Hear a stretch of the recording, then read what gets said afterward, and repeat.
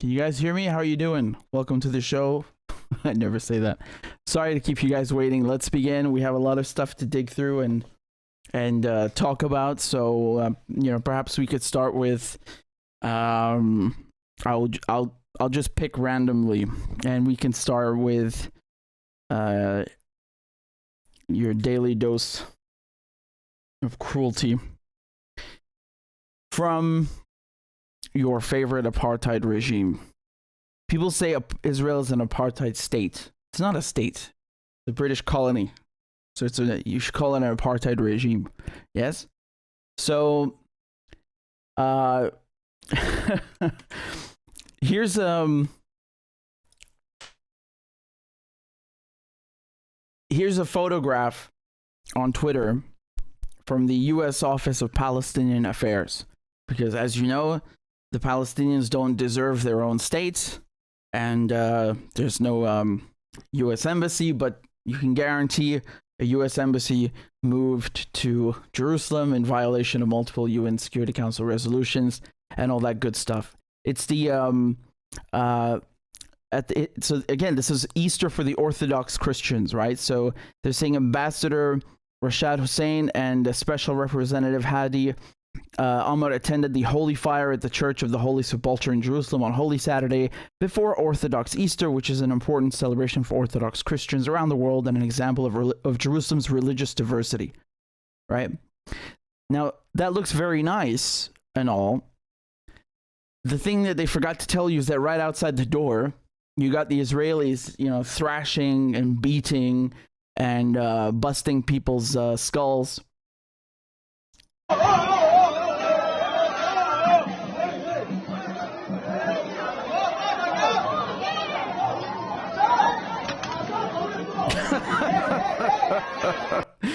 Dude, yo, she embarrassed you, man.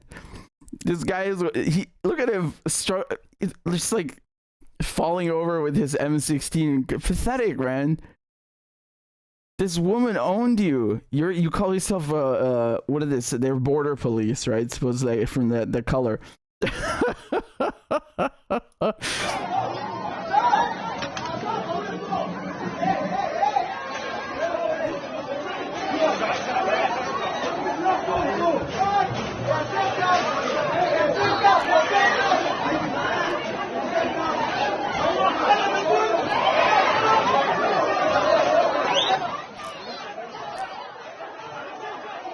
It's just, smashing Palestinian skulls. It's a regular Easter tradition, huh?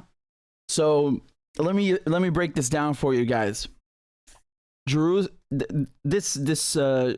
Church of the Holy Sepulchre, it's located in Jerusalem. Yes.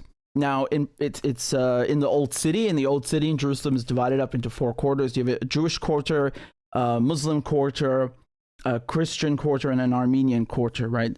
There's also Greek and so on. But the thing is, the Israelis tried to limit the number of people who attend this very important Orthodox tradition. And usually you have about 10,000 people, if I'm not mistaken. But they tried to limit it to 1,200 instead, right? So The Guardian did a piece on this, and right. So this is the title: "Access to Orthodox Easter Ceremony in Jerusalem Limited over Security Concerns." Right? They were so concerned over people's security that they started bashing their skulls in with their batons. Right? Just what you do when you love someone. So, the Holy Fire Rite has traditionally attracted about 10,000 Christian worshippers, but numbers have been limited in recent years. So, like they're saying, in the past, you'd have 10,000 people who would fill the church, but the Israelis only want 1,800. And they impose this. It's not up to debate. It's not up for debate. And the thing is, this church is located in the Old City, right? I was just telling you. And the Old City is in East Jerusalem. So even if you are, you support Israel, the international law is very clear, right?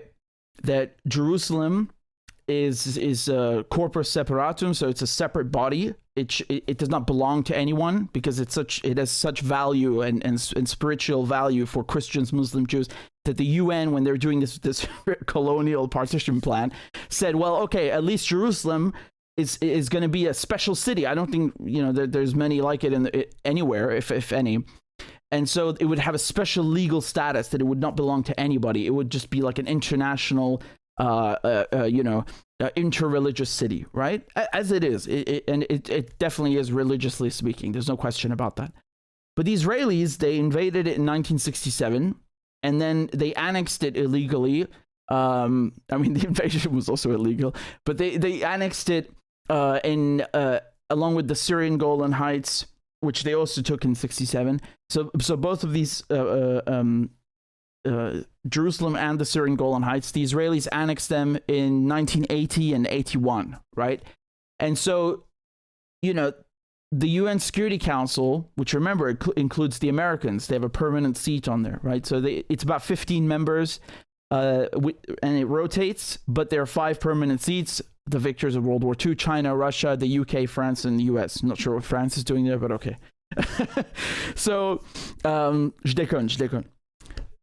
The thing is, the Americans, even at the time, were like, the Americans, they're the ones backing Israel. Even the Americans had to put their foot down, and they were like, yo, you guys need to leave. You can't stay there. And they either voted in favor of or abstained in the UN Security Council resolutions like 242, number 242, where the United Nations is saying Israel must withdraw.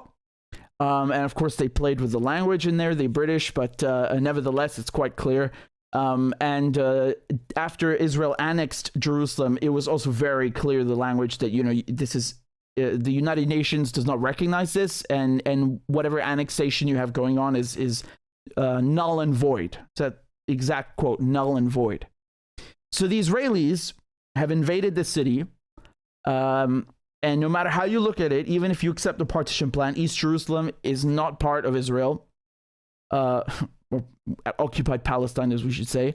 But under international law, there's no way you can justify this, and of course includes a whole slew of issues like Sheikh Jarrah, when they're trying to evict people from Sheikh Jarrah, which is a neighborhood in Palestine. Under what jurisdiction? You have no jurisdiction on this soil, on this planet. You have none, zero. So it's occupation. And I find it, it's quite the record for the Israelis. I'm sure it's not the first time, but perhaps we should all give them a round of applause that they've managed to beat Muslim worshippers in Al-Aqsa Mosque, and in the same breath beat Christian worshippers in front of the Church of the Holy Sepulchre. Well done. Well done. I hope you're proud of yourselves. What an accomplishment. Yes, you've really shown yourselves to be a true democracy. Yes. Remember, Israel is the only democracy in the Middle East where you get nice things like beating up Christian worshippers during Easter. And of course, limiting how many can go in the church, which is the first infringement. Yes. Let's take a look at that again. I don't know what they think they're doing, but it's insane. Sorry, man. He gave up. He gave up. It's like, damn it. I'm not even going to bother chasing here. Forget it. I'm going to turn around and pretend this didn't happen. Look, man, everybody trips up. I'm going to pick on him too much. I mean, I'm more concerned with the fact that he's an Israeli occupier rather than, being thrown to the floor by a woman. It reminds me of that time the Israelis tried to board the flotillas. People would they would dare to put a bunch of food and medicine together and sail it off to Gaza. The crime. Oh my God, what a calamity. They're such terrorists. Hang them all. And so the Israelis would just go and they would board these ships and just detain everybody, and confiscate it, because they have a blockade on Gaza. And shamefully, so does Egypt. That's shameful. But there's some footage. I don't. You tell me when this was. They did this multiple times. I remember seeing it when I was younger. when I was younger, like I'm 80 or something, when I was a child. I saw this on TV, how the Israelis had filmed with their infrared camera on board the helicopter. They were filming the ship as it was being boarded, right, by their commandos. And somebody on this flotilla, obviously a civilian, right, because they're all civilians, just like grabs this Israeli soldier, and like throws him overboard. It's so funny. I'm sorry, but that is just hilarious. And so, you know, in that spirit, this gallant woman reminded me of whoever that was. But yeah, I find this really funny. You know, they try to like do a snow job about it and say, oh, look, you know, Israel is doing such a great job as a custodian. It's not a custodian, man. They have stolen Jerusalem. They're not allowed to annex it. It's just, you know, I don't make these laws, man. I don't make the laws. That's what the UN says, and they've said it multiple times. It's very clear. So, you know, if you care about all this international law in Ukraine, which I guess you do because you won't shut up about it, and how bad Russia is, and like, you know, all of a sudden these British politicians and Americans, they suddenly know the words, oh, illegal annexation and territorial sovereignty and integrity. Wow, you know, well done. You've caught up finally. They want to give lectures all the time. I mean, sorry, but, you know, when do you start in your own backyard? You know, let's take care of this illegal annexation of the Golan Heights of Jerusalem. When you know, since America's funding it and Britain started it.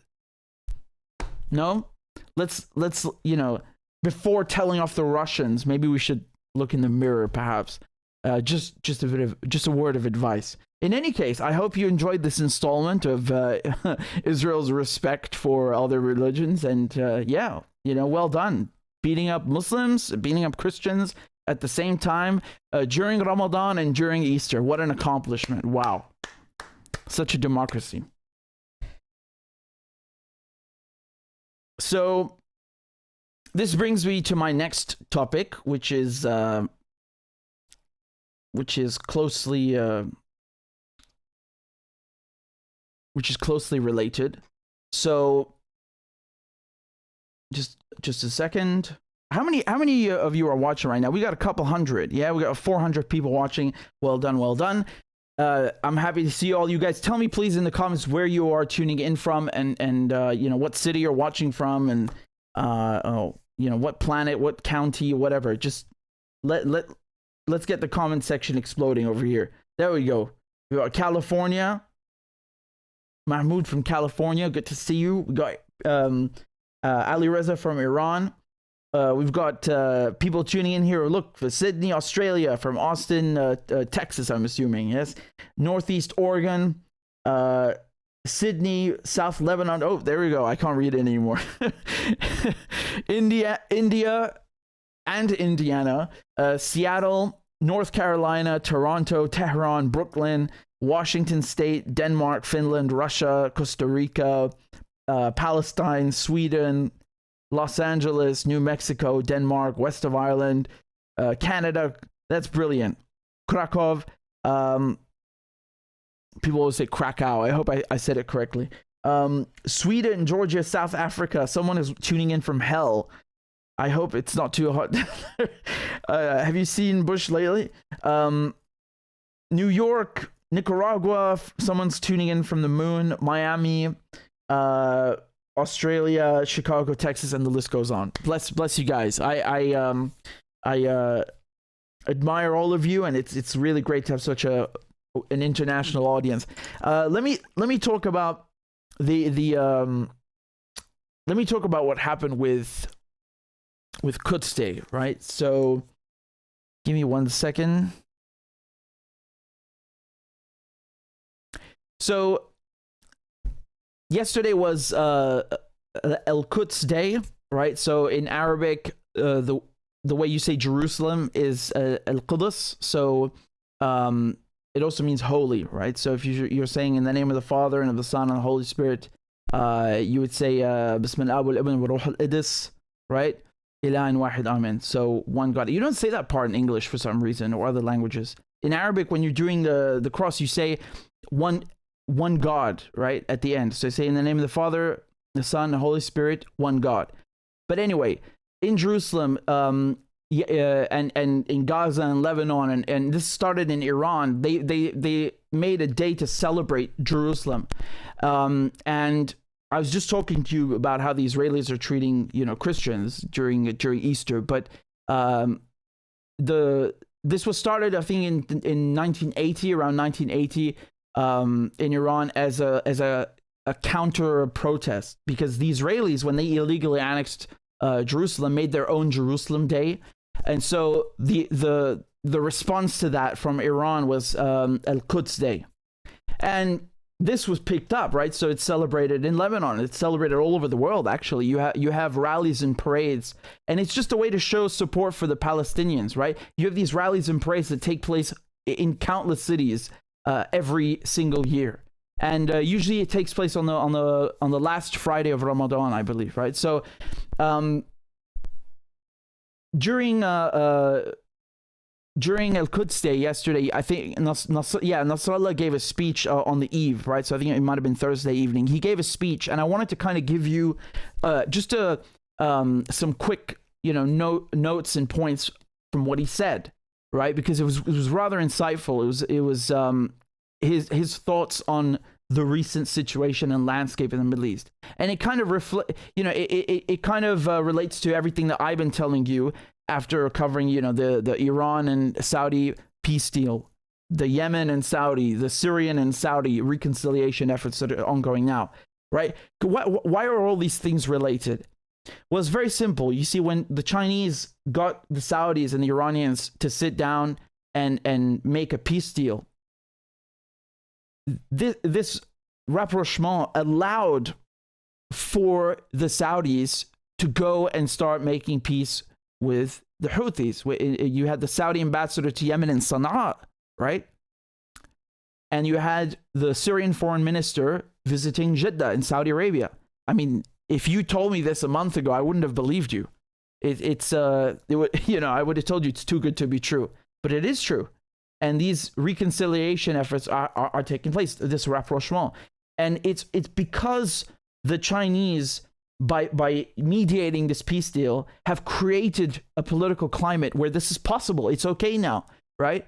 And no, it's not because Assad and the Houthis are Iran-backed, which is what every Western media outlet and pseudo-academic says. This is too lame of a conclusion. It's not because of that. But they are, of course, these things are related, and that peace deal certainly related to it. Now, it's really funny because I was trying to tell you that, the resistance fired back at the Israelis with these rockets all at the same time, which you've never seen before, right? You had Syria firing rockets, Gaza, so Hamas firing rockets, and also South Lebanon firing rockets, which is Hezbollah's turf, right? When we talk about South Lebanon, we're talking about Hezbollah, okay, in a nutshell. And so it's funny because the Israelis, instead of, going to war with Lebanon, which they cannot handle, and they were so humiliated in 2006 that they have never tried to do it since, they said that it was Hamas operating inside of Lebanon. And so, of course, they went and they struck Lebanon. They did, just to save face. Netanyahu, he sent some of his errand boys to drop some bombs. And he went on TV and started telling people that, he had struck critical infrastructure belonging to Hamas and Hezbollah. Now, let me be honest with you. I don't know whether it was Hamas or Hezbollah that fired the rockets, and I really don't care, because the thing is here, you have to understand this is one block that we are talking about. That's the whole point, that it doesn't matter who it was. It's one unified front. That is the point. And it's something you've never seen before. You have never seen something like this before. Because the Israelis are beating on worshippers, Muslim worshippers in the Al-Aqsa Mosque, right? And so usually Gaza would respond, and then the Israelis would go and try and bomb the crap out of Gaza. This time, it was Gaza, Syria, and Lebanon that responded with rockets. You've never seen this before. And so the Israelis basically are trying to handle multiple fronts at the same time, right? And Netanyahu is suffering from internal strife. So every single week, you've got Israelis coming out and protesting against his government's plans for the judiciary. judiciary. Not much justice you'll find there or laws. But he's got internal strife, and he's got to worry about the Palestinian factions in the West Bank, like Jeanine Martyr's brigade, or whether we're talking about my point here is that you have these factions in the West Bank working alongside Hamas in Gaza, which you wouldn't have seen before, right? So we're talking about Islamic Jihad, we're talking about PIJ, we're talking about Jeanine Martyr's brigade, we're talking about Hamas, and the Young Lions. You have all of these factions working as one, so he's got to worry about that. So when I say internal, it's inside Israel, right? Inside occupied Palestine. So the Israelis have basically, they're trying to deal with a multi-front issue now, right? They're taking hits from all sides. And just going back to my point here is that when Netanyahu sent some planes to bomb South Lebanon, he went on TV and said, "Oh, we've hit critical infrastructure in belonging to Hamas and Hezbollah." And I just wanted to show you, what actually happened. Okay. طلع نتنياهو عمل أكاذيب. So he's saying Netanyahu went on TV and he started lying. Okay, I'll interpret for you. هلا الإسرائيليين ردوا عليه، لكن نحن كمان معنيين نرد عليه. أهم كذبة قال نتنياهو إنه هم قاموا بقصف بنية تحتية. Right, so the biggest lie that Netanyahu told is that he hit the critical infrastructure في جنوب لبنان in South لحزب Lebanon. الله ولحركة حماس. In South Lebanon, belonging to Hamas and Hezbollah. هيك قال. طيب ما هذا كذب واضح. This is a clear كل lie. وسائل الإعلام طلعت صورت وزارت الأمن. This is a blatant lie because all of the media went out and they filmed what was actually hit. الأماكن اللي انقصفت هي أماكن مفتوحة، بعضها بساتين موز، بعضها تبع ري المي. Which turned out to be a bunch of banana groves and water irrigation systems. I mean, the guy bombed some banana groves, and then he's turning around trying to save face with the Israeli population, saying, no, we hit them, we got them good. وأماكن مفتوحة، لا في بنية تحتية هناك لحزب الله قصفت ولا في. So basically Netanyahu hit a bunch of, open fields, a bunch of banana groves, and there's no infrastructure there. But he has to go and lie and try to save face, of course, right? It's actually funny because they started reporting on this I saw it in ABC and Times of Israel also. This was so funny. So Nasrallah said that the Israelis hit banana groves and a water irrigation channel. There was no immediate comment from Israel. I doubt you'll be hearing back. I really doubt it. Let me tell you something, man. The reason that I know Nasrallah is telling the truth is not just because there's no comment from the Israelis. The reason he's telling the truth is that if the Israelis had actually hit real infrastructure belonging to Hezbollah or Lebanon as a whole, as a country, right? So civilian infrastructure. And again, remember, Hezbollah is not only a militant wing, they're a political party, right? So, and they do a bunch of social stuff. So it's not just about, I'm talking about all kinds of infrastructure, any kind. If the Israelis had actually hit something like that, Hezbollah would have gone to war with them.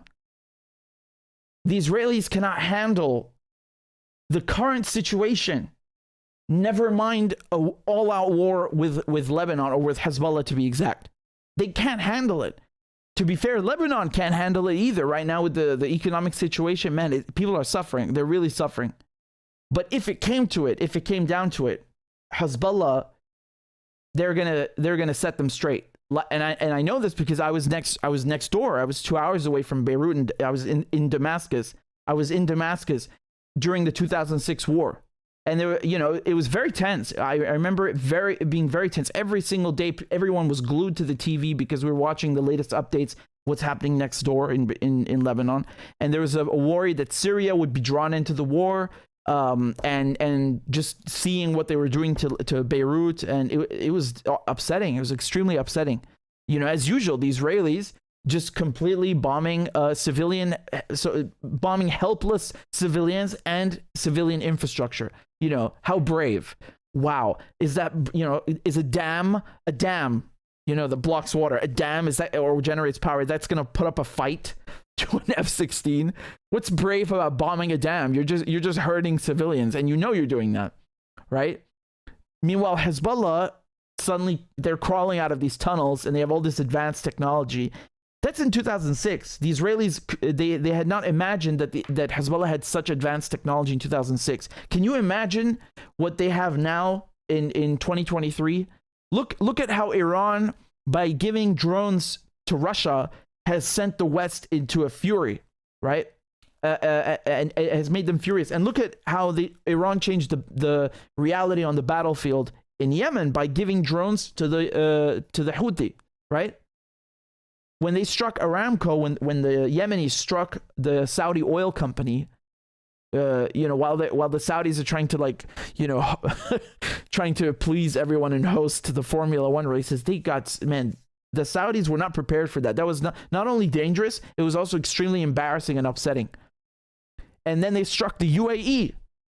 Remember, you know, these countries, Saudi and UAE, have never had to feel or taste the war that they were waging on Yemen. And so Iran, by transferring this technology and giving them moral and political support, changed the reality on the battlefield. Hezbollah it receives way more support than the Yemenis or the Russians from Iran. Okay, that's no secret. That doesn't mean they're controlled by Iran. Like there's a Khamenei holding these puppet strings on Nasrallah. That's ridiculous. That's an infantile, pathetic thinking that they try to poison your mind with in the West. Instead of telling you truths and explaining things to you, they try to dumb it down and make it, oh, it's Iran.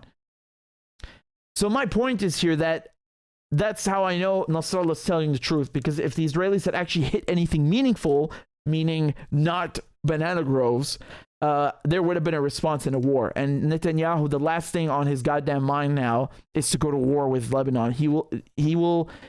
His career will be over, let's put it mildly. And I think it's going to, that's really an understatement. There are much more dire consequences. So here's another thing. Let me show you this clip. لأنه أمس كمان بنص الليل يعني خلصنا الإحياء على الفجر والشباب بعتوا لي إنه في مقابلة لنتنياهو قاعد. So he's saying, people told him there was an interview that Netanyahu had given. عم بيهدد ويتوعد ومدري شو. And he's sitting there and he's running his mouth and he's making threats and all of that. وعم بيهددني بالاسم. And so he was threatening Nasrallah by name, right? He was calling him out by name and threatening him by name. إذا مش شايف حشوف طيب بنشوف. هلا هو بلش هيك. هو عم.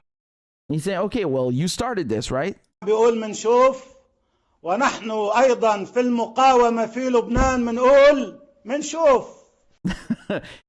So Nasrallah is saying, Netanyahu is saying, you're gonna see, right? And in Lebanon, in the resistance, we also say, you're gonna see. You'll find out. والأيام بيننا. Right? So basically, it's just a matter of days, right? والأيام بيننا. لأنه أمس كمان. So I find this funny because, man, if you've ever seen or read anything about the 2006 war, what was it, 33 days, something like that. It was July, August 2006, yeah? Two things. The Israelis, they decimated civilian infrastructure, which, this goes without saying, these are war crimes, yes? And they killed some UN personnel in UNIFIL, which is the mission my parents served in, so, nothing new there. We know that they target the UN, of course. The Israelis like doing that, right? And it's funny, I've never seen, I could be wrong. Again, if I'm wrong, please correct me. But I don't remember Hezbollah, killing UN personnel and then saying, oops, we didn't know you were there. This is ridiculous. The Israelis have advanced technology. They like to say they have one of the best armies in the world, and they can't even target properly. You're telling me they don't know the UN is there? Of course you fucking know. The UN's been there for decades because you keep invading Lebanon. Anyway, I'm going off on a tangent. My point was that if you know two things about the Lebanese, the war in 2006, is that the Israelis, they bombed civilian infrastructure and they got their asses kicked because they were not ready for what they were not prepared, and had no idea what was coming. So the proof is in the pudding, man. They haven't done a thing since 2006. That's why, right? And the fact that they hit a bunch of banana fields, I mean, I'm dying, man. I'm dying, really. When I heard that, man, they bombed banana groves. Banana groves. That's all they're gonna touch, man. Banana groves. You haven't not got the balls to fuck with Hezbollah, man, because you're not prepared to face the consequences like you did in 2006. You got your ass whooped and you walked away. So keep walking away and don't make empty threats, right? Really, man, this is banana groves. I'm dead, man. Really, this is something else. This is something really. In any case, I gave you most of the points from his speech. He's basically what can I say? Great minds think alike. No, seriously. Some of the points that I made to you and I raised last week when talking about the new reality, right? The new reality in the Middle East. He also raised. So again, I know it warrants it certainly warrants repeating, but and saying it again, but the situation in the Middle East is very different now. And the United States, think of the United States foreign policy now. We all know that the United States, they give $3.8 billion to the Israelis, and next time when they renew it, what is it, in 2026, they'll make it even higher. Yeah, we know that. But right now, what is the United States doing? What are their main foreign policy objectives? They are busy with Ukraine. Yes? They've given more money to Ukraine this year than Israel, which has never happened before, right? That another country receives more military aid than Israel. So, I mean, just from, quantifiably, you can literally quantify that in dollars. The United States cares more about Ukraine right now. They are more focused on Ukraine right now because they're waging a proxy war against Russia. I would also be more focused and worried about that were I in their shoes. So that's number one, Ukraine, Russia. Number two, Taiwan and China. They're already cooking up and stirring up crap and getting you ready and getting the masses ready to hate China when the time comes to strike China. And they're already getting the Australians into, military alliances with, AUKUS. So that's, as the name implies, Australia, UK, US, giving them, transferring not nuclear weapons, so not that technology, but certainly the nuclear powered submarines, which is still a transfer and a very serious transfer of technology to the Australians. Not because they love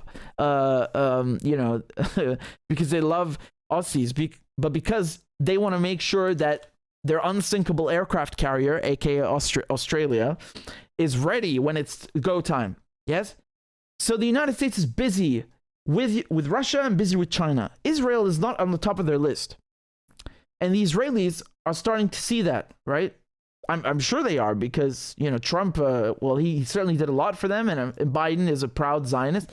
But still, you can't change the reality of these two facts.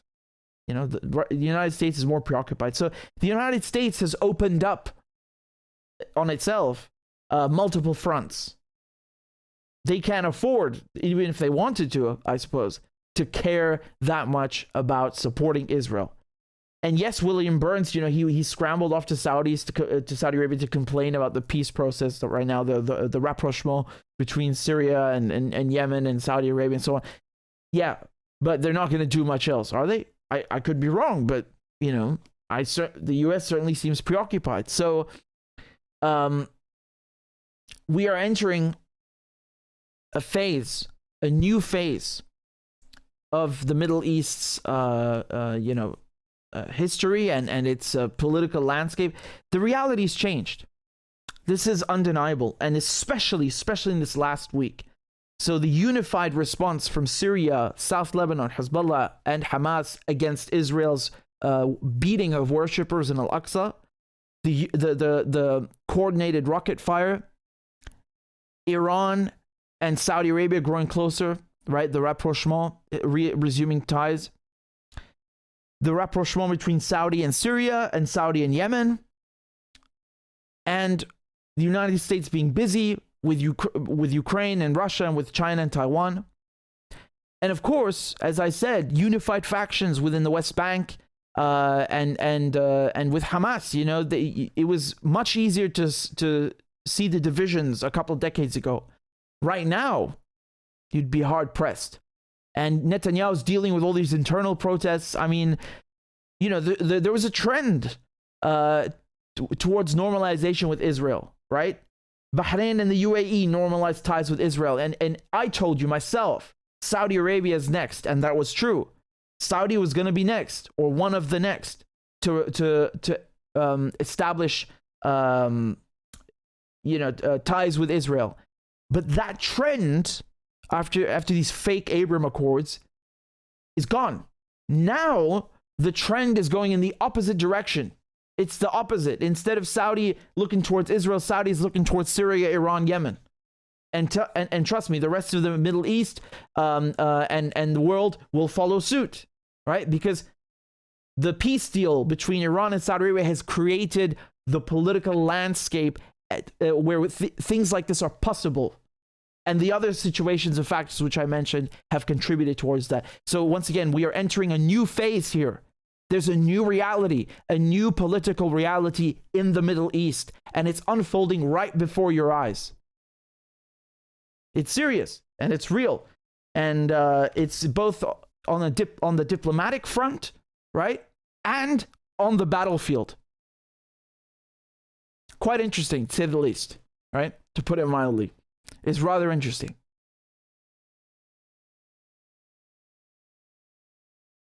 What also goes without saying is that none of this is good for Israel, and all of this is good for Syria. It's good for Yemen. It's good for the entire Middle East. And it's good for Iran, and it's good for diplomacy. And I like to contrast this with what's happening in Ukraine, where there's war and there's no sight or not even a prayer of any sort of peace talks or diplomatic endeavors right now. Unfortunately. But in the Middle East, we are seeing diplomacy and we are seeing progress. And that is very good. And we are seeing the resistance axis progress and become stronger than ever before, right? So these are things that I said to you a couple of days ago, and Nasrallah obviously went and stole my YouTube video and turned it into a speech. I'm kidding. But, you can't deny the new reality. It's as clear as day. And again, I'm following this very closely, and we'll see what happens next.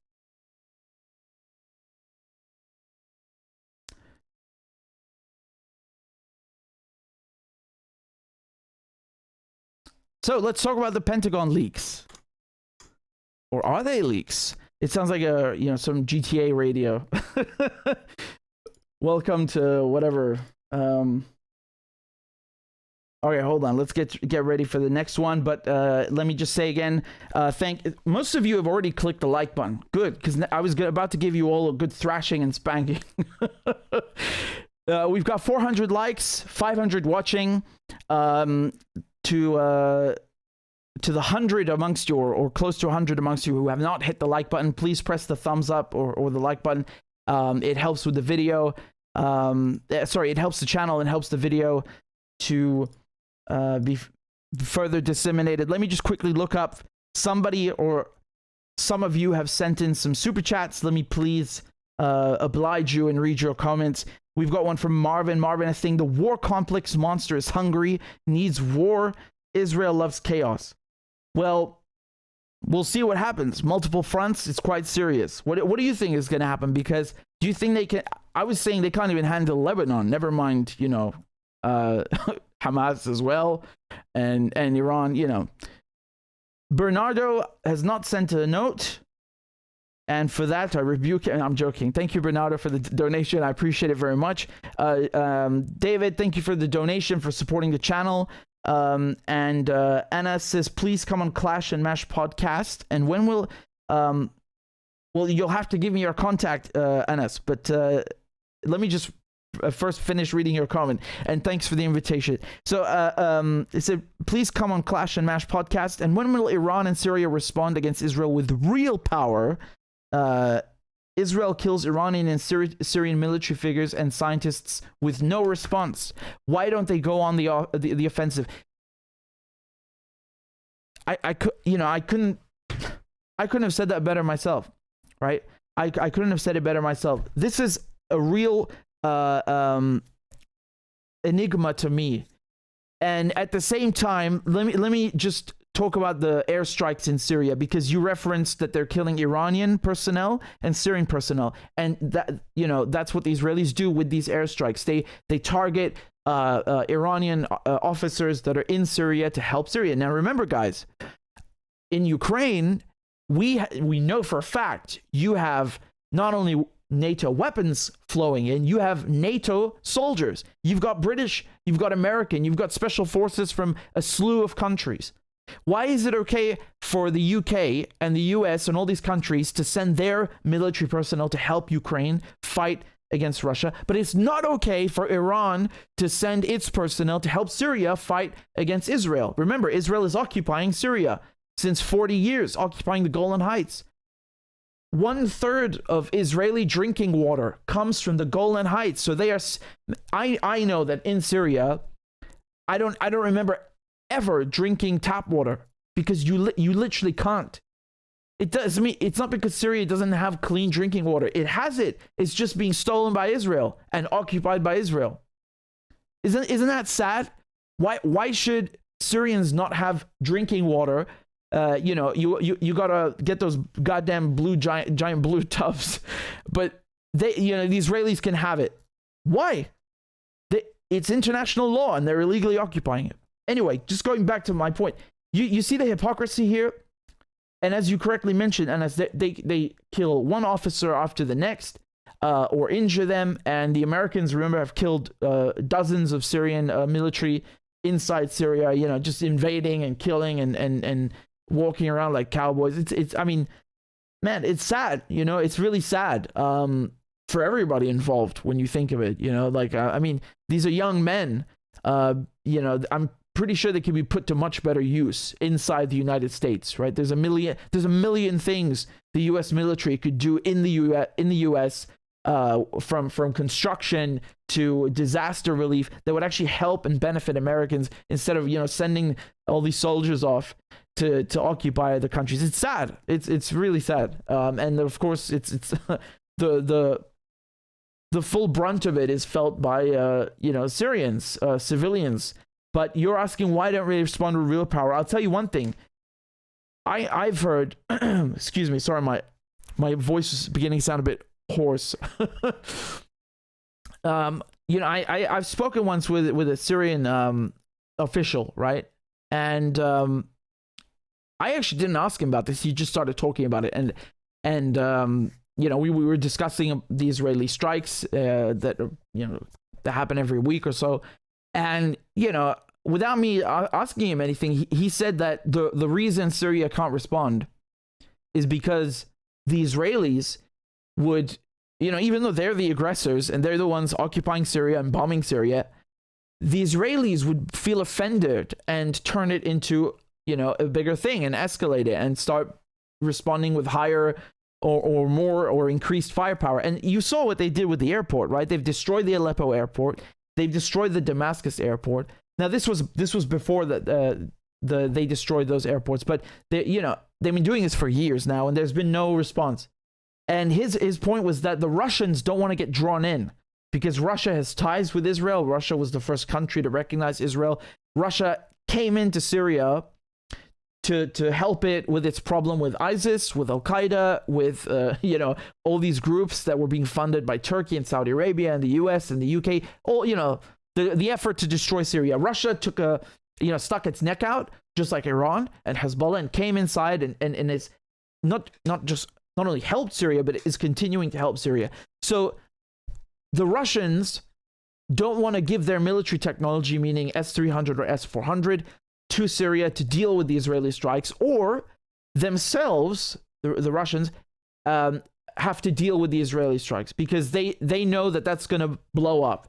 And then you'll have, as far as I'm concerned, that front, between, this war between Syria and Israel is already there. So it's not opening a new front. It's already open. And the Israelis are the ones escalating. But the Russians, for them, that would be a new front in so many terms. So they don't want things to escalate, right? And I think Syria is not in a position. This is what the official said, right? He said Syria isn't in a position to deal with any of this right now, economically, militarily, and they don't have the support from the Russians, right? So that was his opinion in a nutshell. Now, I would agree with that to a certain extent, but there's a red line. You got to draw a line at some point. The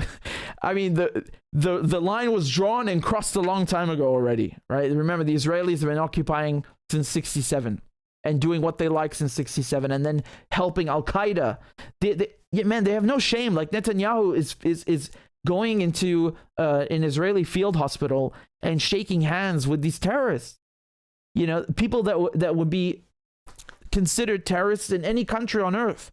But because they're fighting the Syrian government, all of a sudden, it doesn't matter that they're Al-Qaeda. Syria being destroyed by these guys is fine. And the fact they're Al-Qaeda doesn't matter to the Israelis. They're ready to give them medical attention and other, support. What the hell? Excuse me. How, dude, if you, let me give you an example, hypothetical. If you or I gave medical attention, just medical attention, right? Never mind any kind of other support to an Al-Qaeda fighter, we'd be sent to prison for aiding and abetting terrorists. So why are the Israelis aiding and abetting Al-Qaeda fighters? How does everyone just gloss over this? This is unreal. So on top of that, they destroy the airports. That, for me, that was another red line. And I think at that point there should have been some kind of response. Really, even what are the Russians thinking in all this? I'd like to know. The Russians are seeing this. Like, they are in Syria. They're not stupid. They're seeing the Israelis just come and go as they please, bombing Quneitra, bombing Damascus, bombing Latakia, bombing Homs, and then destroying the two largest civilian airports, the main international airports, Damascus and Aleppo. What, you do nothing? How can you just do nothing? I'd also like to find out why the Syrian government thought that, it's okay to just do nothing, or the Russians thought it's okay to do nothing. I'm not saying that, they're necessarily to blame, but there has to be a response. Where's the response? I don't know. Some people would now, give the counter argument that revenge is a dish best eaten cold. Well, you better hurry up, because the dish is fucking freezing at this point. Arian is very kind, said, Richard, you look good, my handsome brother. Well, thank you. I appreciate that. Mahmoud says, can the dollar be backed by gold again? God forbid. I hope not. No, right now, we'll see where things go with the multipolar world, right? Because, sorry, I should probably drink something. Just, sorry. The Saudis, they are the ones who help to back the so-called petrodollar, right? Now, some might speculate, right, that you'll see the emergence of a petro yuan, right, or renminbi, which is a Chinese currency. Maybe. The Chinese consume a lot of oil. you know, they it's funny because I was gonna say they were China's top supplier. Didn't Russia overtake them? You know, it's funny, man. You know the expression in English. We have an expression. It's cutting off your nose to spite your face, right? That's what Europe has done. They thought we'll cut ties with Russia, but actually, they're really just, you know, hurting themselves. The Russians can go elsewhere. I'm not sure Europe can.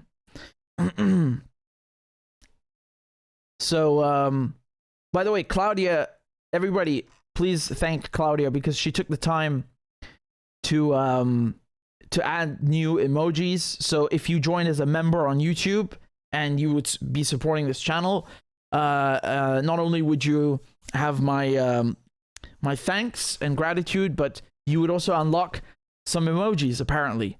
Now again, I don't do any like special content. It's, you know, these are strictly donations, and I only want you to donate if you can afford it and if you want to support the show, if you can, right? Because we're just talking about how things are changing. Well, a lot of people are struggling because of, you know, the war in Ukraine and the sanctions and all of this blowback in the West. So, and worldwide. So only if you can, and if and before that, you know, there was COVID and so on. So if you're able to financially, even $1 a month would help. I'd really appreciate it. And thank you to everybody who's helping out. And whoever joins as a member on YouTube or on Patreon, I will play a crab dance. So come on, guys, let's make it rain and make it crab. Yeah, see, I see Red, Horizon, and Christopher. They're already thanking Klaudia, Teresa also, and John, and everybody. Is beautiful, beautiful. Come on, give her thanks. Give her thanks. She made some great ones. She really made some great ones. I didn't even look at all of them because I wanted to kind of save the surprise and not spoil it. So, let's talk about the next topic. Yeah, let's get to the next issue at hand. So, I wanted to discuss these leaks, right?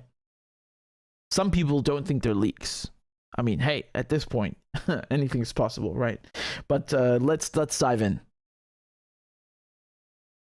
So let's talk more about these Pentagon leaks, right? They found who leaked them, and the sick behavior of these people is quite something, because when I say they found the guy who leaked these documents, I'm not talking about law enforcement. It's actually Bellingcat, also known as Bell and Pussy, which is, you know, they're basically a front for Western intelligence. They pretend to be journalists and open source researchers. They really just do the dirty work for the Western intelligence, and they lied about Syria, you know, disgusting stuff. And the New York Times, so in partnership with Bell and Pussy, they tracked down the guy who leaked these documents and handed him over to the FBI, in essence. I mean, have you ever seen something like this? I've never heard of you know, are you sure you're journalists? I've never heard of a journalist tracking down a source and then handing them over to the police. Maybe you should work for the police in that case, right? What I mean, you basically do, and you've kind of they've confirmed all our suspicions about, you know, I mean, there weren't suspicions at this point, but we've been saying, and I've been saying, how all these media outlets, Western media outlets, they really don't do any objective journalism. They just repeat talking points and you know, things that Western intelligence want them to hear. And it's not me saying that only. You can look at former CIA officers who have admitted that they would do this professionally. Like, they would purposely feed Western journalists lies just to get them out there. And if you think that practice has ended, I mean, well, it hasn't. In any case, let's look at this. So this is from the New York Times, right? They're so proud of what they've done. They're so proud. It's really something. Here's the footage of the guy being arrested. His name is Jack Teixeira. So, I mean, at first glance, you might be thinking that the army arrested him, right? That was certainly my impression for a second. but the police in the United States is so militarized. It's actually the FBI. I don't see Agent Scully anywhere. Can somebody spot Agent Scully? Anyway, this guy who's arrested, he's 21 years old. His name's Jack Teixeira, and he was actually an airman, right? So he was in the U.S. military, right? In the U.S. Armed Forces, and that's how he got his hands on these documents. He's being charged with 2 counts, the Espionage Act. You guys know that I'm one of the only journalists who's covered the Julian Assange case within and without the courtroom. And I've been doing this for 2-3 years now. And Julian Assange has been charged with the Espionage Act, so I'm quite familiar with it. It's quite a nasty piece of legislation that has nothing to do with prosecuting actual spies or people who commit real acts of espionage. It's really more of a political tool, and that's since its foundation in 1917, right? Since its inception. So it's always been a political tool. Now, in this case, they're saying that, because he's being charged in federal court for now, not military. Now that could change, but since he's being charged in federal court, they're saying that it could still, have gone differently because he's not working for another country, and this guy did not leak these documents because he wanted to, do so in the capacity, as a whistleblower, right? So it sounds outrageous, but he was just trying to impress his online friends, which is, I told you last time that these documents came out on Discord, right? Discord is basically, for those of you who don't know, it's a program, it's an app that is, basically it's targeted at people who play computer games. It makes it easier to communicate with others when you're playing and when you're not playing, right? And that's where he leaked them, on Discord, which is quite weird, right? And someone that was in this tiny group of tiny group of friends, took the documents and then put them elsewhere. I think it was on 4chan, which is, don't go there, it's a really messed up site. And then from there onto Twitter, and then of course, the mainstream media picked it up and so on. But here you can see at the very top of the New York Times article, they're saying that Eric Toller is a freelance reporter for the Times. So not the New York Times, the Times, and a researcher with Bellingcat, or Bell and Pussy, as I like to call them, right? So the British intelligence front. So they're saying here how the Jack Teixeira, who leaked these documents, he jumped online with his friends and he said, "Guys, it's been good. I love you all." And basically, he kind of just disappeared. He was basically telling them goodbye because he had realized, oh crap, someone leaked the documents, they're being picked up by the press, and he starts deleting all his social media and trying to effectively disappear and so on. And as I told you, this online group of his, I actually had a name, Thug Shaker Central. I'm not sure what meme they're referencing, but okay.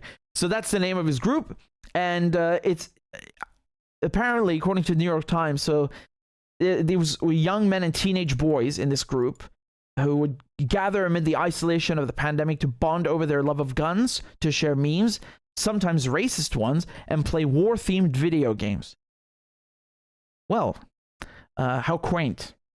So they talk about how he was held in high regard. This is the guy, Jack Teixeira, how he was held in high regard by, his friends and group members and so on.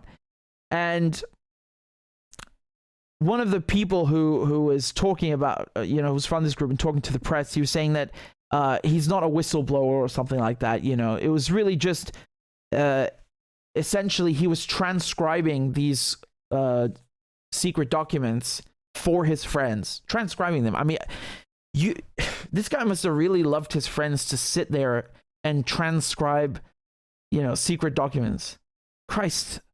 Anyway, and then, after a while, he actually just started taking them home and photographing them, not even scanning them, which is why they're so horrible to read. Now, guys, this is really, really horrendous because, I mean, last video, I told you what was actually in the documents. Nothing has essentially changed here. You know, the US was spying on Israel and Zelensky and South Korea and so on, right?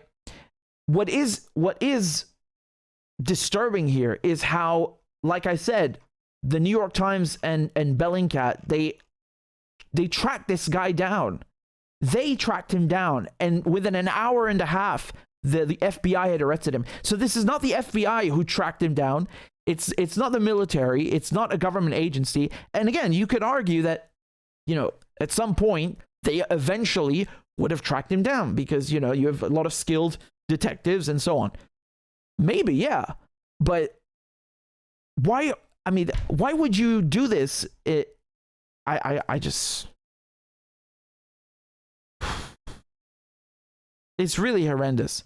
Here's someone who is writes at The Atlantic, and her name is Amy Zegart, and she says, I've been thinking about Teixeira's fast arrest in the hashtag intelligence leak case. So she's talking about Teixeira, the same guy, and how it showcases the changing nature and rising power of open source intelligence. 10 years ago, open source investigations into the Boston Marathon bombing were shoddy and scary. The wisdom of the crowd became the danger of the mob.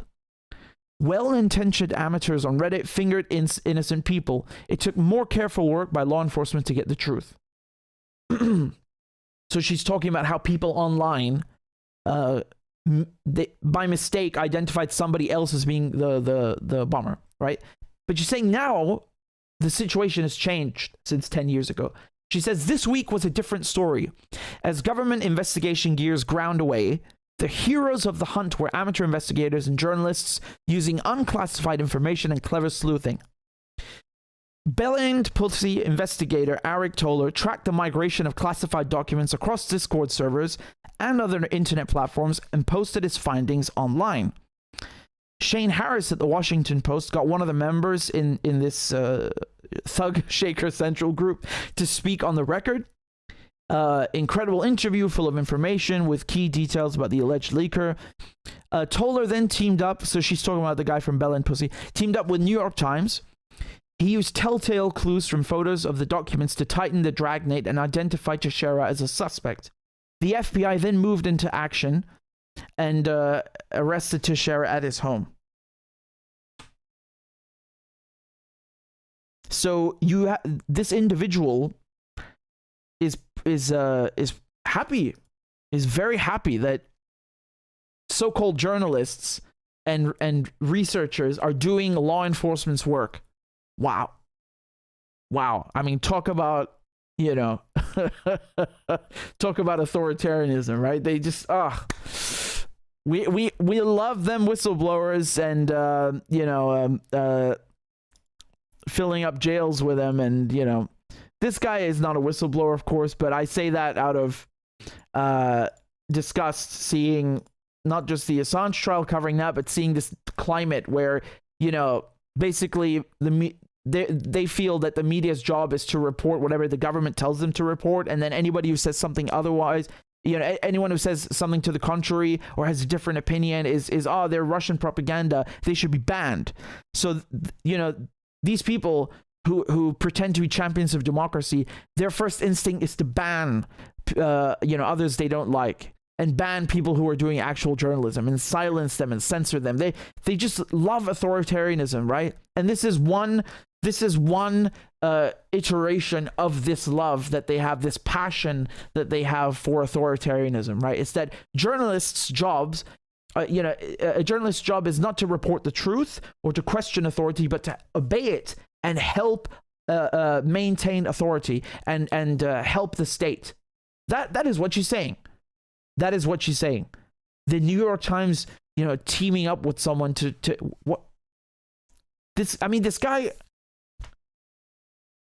was not, like I said, it was not found by the police. The New York Times handed him over to the FBI. I mean, wow. Here is the New York Times military correspondent, and look what he tweeted. he said that the New York Times worked feverishly to find the identity of the guy leaking top secret documents on Discord. Ironically, if the same guy had leaked to the New York Times, so if he had leaked those documents to the New York Times, we'd be working feverishly to conceal it, right? So he's making an excellent point. You know, if this Jack Teixeira had given the documents to the New York Times instead of his group of friends, the New York Times would protect him as a source, right?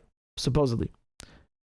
I say supposedly because not too sure they're keen on journalistic practices and ethics. But anyway.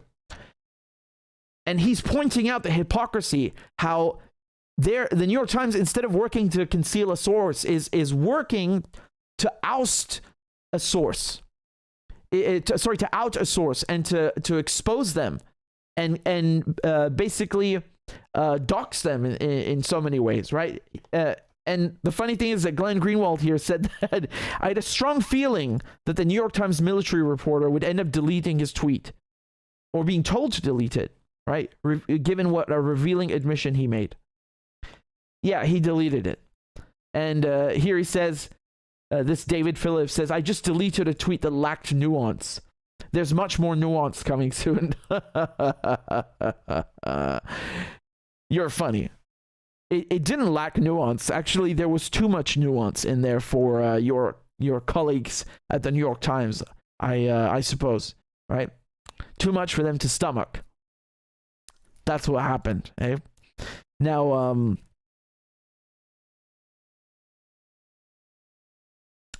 wow. Here in the New York Times, they say how, as reporters from the New York Times gathered near the house on Thursday afternoon, about a half dozen FBI agents pushed into the home of Airman Teixeira's mother in North, well, I'm not sure how to pronounce this place, but it's in Massachusetts, right? So, I mean, Jesus, why would you admit this? This is the New York Times. I'm talking about their own reporters, saying that our reporters were gathered outside, you know, and we were waiting for the knights on their cavalry, the FBI, to come and arrest this dastardly villain who was posting top secret documents online. Jesus Christ, I mean, really, it's so repugnant. It's so nasty. These people are so authoritarian and insane. I mean, just let me give you an example. You know, if we were talking about somebody in Russia, in the Russian military, taking secret Russian documents and posting them online, do you think the New York Times would try to conceal this person's identity if they knew it, or do you think they would be rushing to expose them?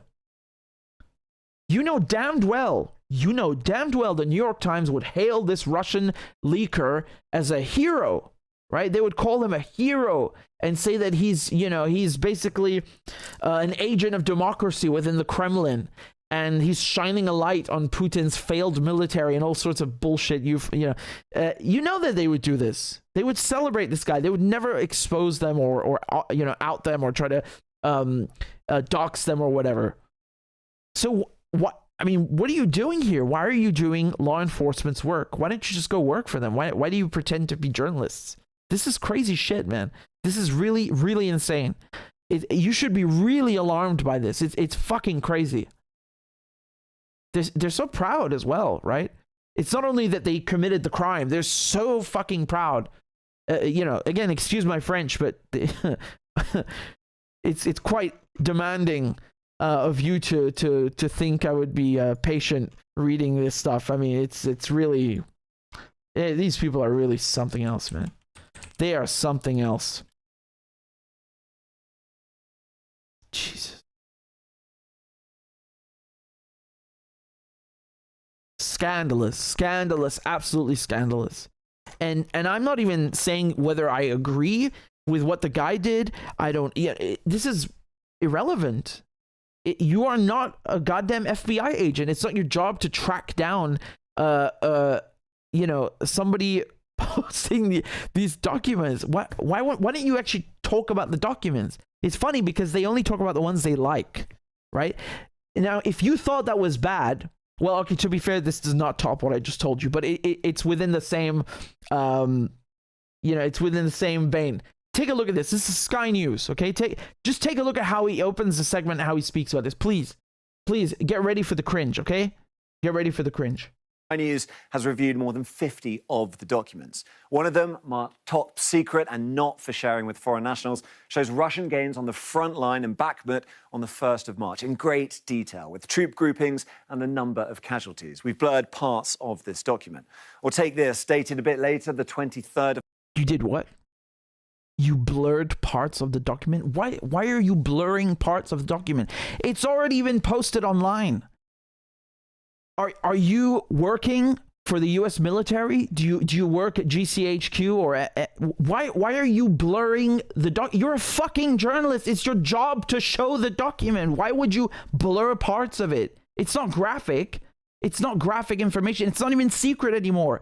I mean, just think of this stuff is readily available online for anyone on the planet to download, and they still go to the length of blurring out the quote-unquote sensitive parts because they are such bootlickers. They are so in love with the state and serving the state and serving this authoritarianism at any cost. This is embarrassing, and they do it with multiple documents. Dude, I can just show you the real document uncensored because it's already been posted, and this is scandalous. This is absolutely scandalous. Look at this. It's pathetic. Casualties. We've blurred parts of this document. Or take this, dated... Oh, my God. A bit later, the 23rd of March, it refers to the presence of a small number of Western special forces operating inside Ukraine, without specifying their activities or location. We've also blurred parts of the document which are confidential. Now, they're not confidential. They are online. Are you high or something? I literally talked about this document, the last live stream I did a few days ago. We blurred parts of this document because it's confidential. What are you, their fucking lawyer? What do you work for the U.S. military? This is scandalous. This is scandalous. I like how they're every single slide they show, they make sure to tell you we blurred parts of this document like good little doggies. They want their colleagues at MI5 not to be, not to arouse any suspicion with their colleagues at MI5 that they've strayed.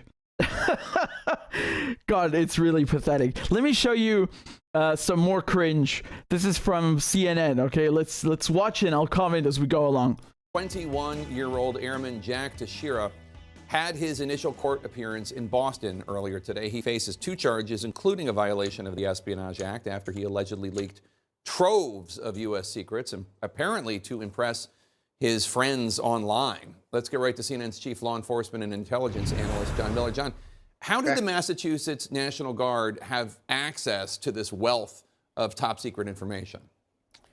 It's because of the mission. That 102nd Intelligence Wing is basically the base where they fly drones from that are doing intelligence, reconnaissance, surveillance, supporting warfighters, special operators in places overseas, targeting terrorists. So almost every...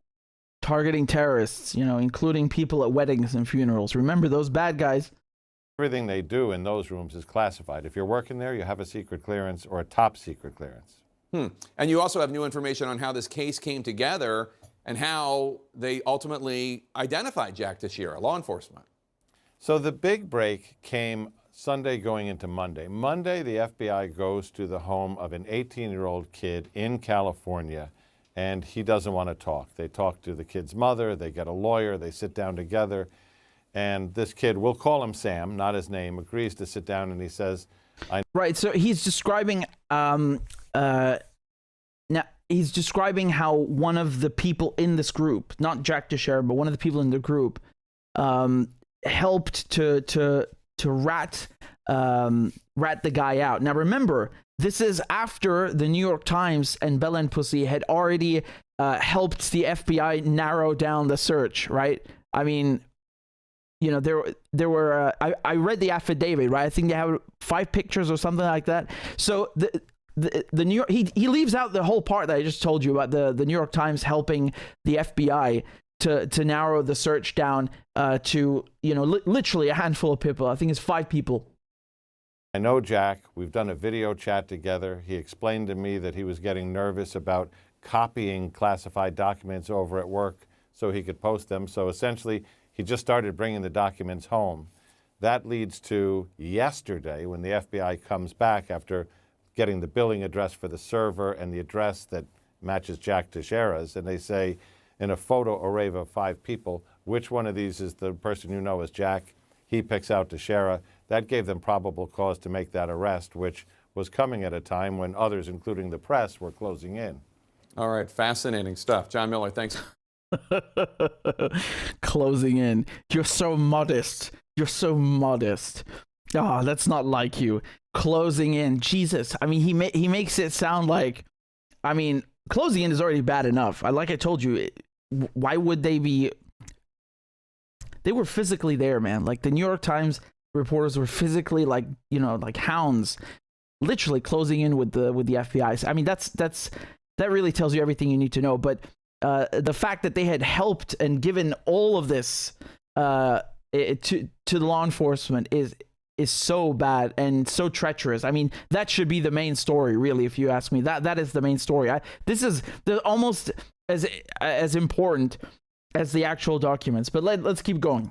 Thanks so much. Joining us now to discuss the former Defense Secretary under President Trump, Mark Esper. Secretary Esper, I want to get your thoughts on how Russia is framing this leak and Jack Teixeira on state-run television. They played a clip from Fox in which he played a clip, the host, from CNN. Take a listen.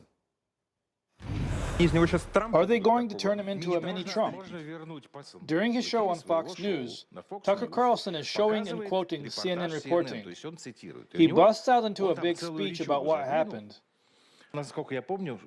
He says mainstream media is turning Teixeira into the worst traitor. For what?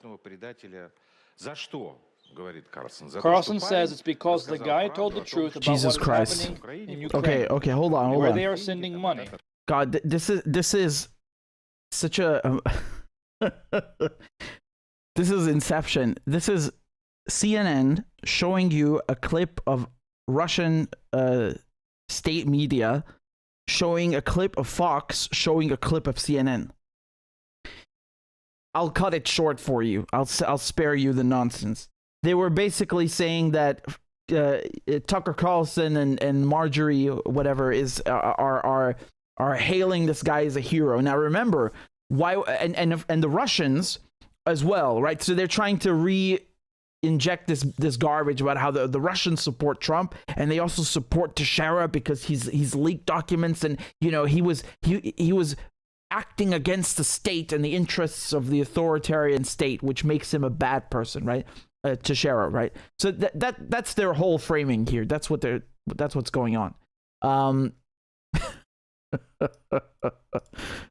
Jack, Jake, I couldn't see the clip that you showed, and it's hard to follow. But look, the bottom line is this young airman broke the law, apparently, and under the Espionage Act, and it's very serious because he released highly classified information that was detrimental and has caused harm to the United States of America and to our allies, and that's the bottom line. And look, he'll have his chance. So look, remember how clear and black and white his language is. He's saying this young man broke the law. All right? That's it. Remember that in a minute. And when he says it's done harm to the United States, it hasn't done harm. It's embarrassed you because you've been caught spying on Zelensky. I mean, the guy had to know, honestly. And the South Koreans and the Israelis, they also, I mean, should have known. But yeah. In court to defend himself, and he needs to be he's innocent till proven guilty. But clearly, this was a major problem, and I applaud the FBI for rolling it up quickly. Now we need to get to the bottom of it. I applaud the FBI. God, man, these guys are just like they're goddamn slobbering and salivating at every mention of authoritarianism. I applaud the FBI. Yes, master. I applaud the FBI. I mean, how is this not state media? This clip from CNN. How can you listen to this and tell me that this is not state media? That this is objective journalism? Now, again, you can tell me that it's just Mark Esper and he's coming on as a guest or whatever. Fine, but the thing is, you know, the rest of the anchors and the hosts, they speak like him. They say the same goddamn things. So how do you explain that away? How do you reconcile, you know, how do you reconcile being objective and you know, having a duty to the public and to the truth with salivating over law enforcement and you know, at every single turn making it look like the state is correct and anybody who dissents is evil and should be thrown, you know, in prison and silenced and all this stuff. I applaud the FBI. Okay, I mean, they didn't catch a serial killer. They were helped by the New York Times. You know, I'm sick of repeating myself. It's scandalous. And find out, was there anybody else involved and how did he do it and all those things necessary to kind of plug the gaps and fix the problems. But that's how I see it. So there's obviously a group of Republicans, conservatives, MAGA folk who are siding with Teixeira, a top ally of Trump and House Speaker Kevin McCarthy. Georgia Congresswoman Marjorie Taylor Greene wrote on Twitter, quote, Jake, it's Jack actually, but I guess that's a mistake that a couple people have made. Jack Teixeira is white, male, Christian, and anti-war. That makes him an enemy to the Biden regime. And Teixeira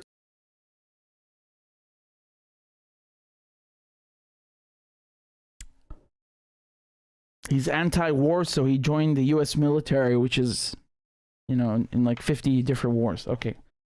Told the truth about troops being on the ground in Ukraine and a lot more. Ask yourself, who is the real enemy? A young, low-level National Guardsman or the administration that is waging war in Ukraine, a non-NATO nation against nuclear Russia? Okay, look, let him speak and I'll butt in. Without war powers. Now, to be clear, the only U.S. troops that are in Ukraine are guarding the U.S. embassy.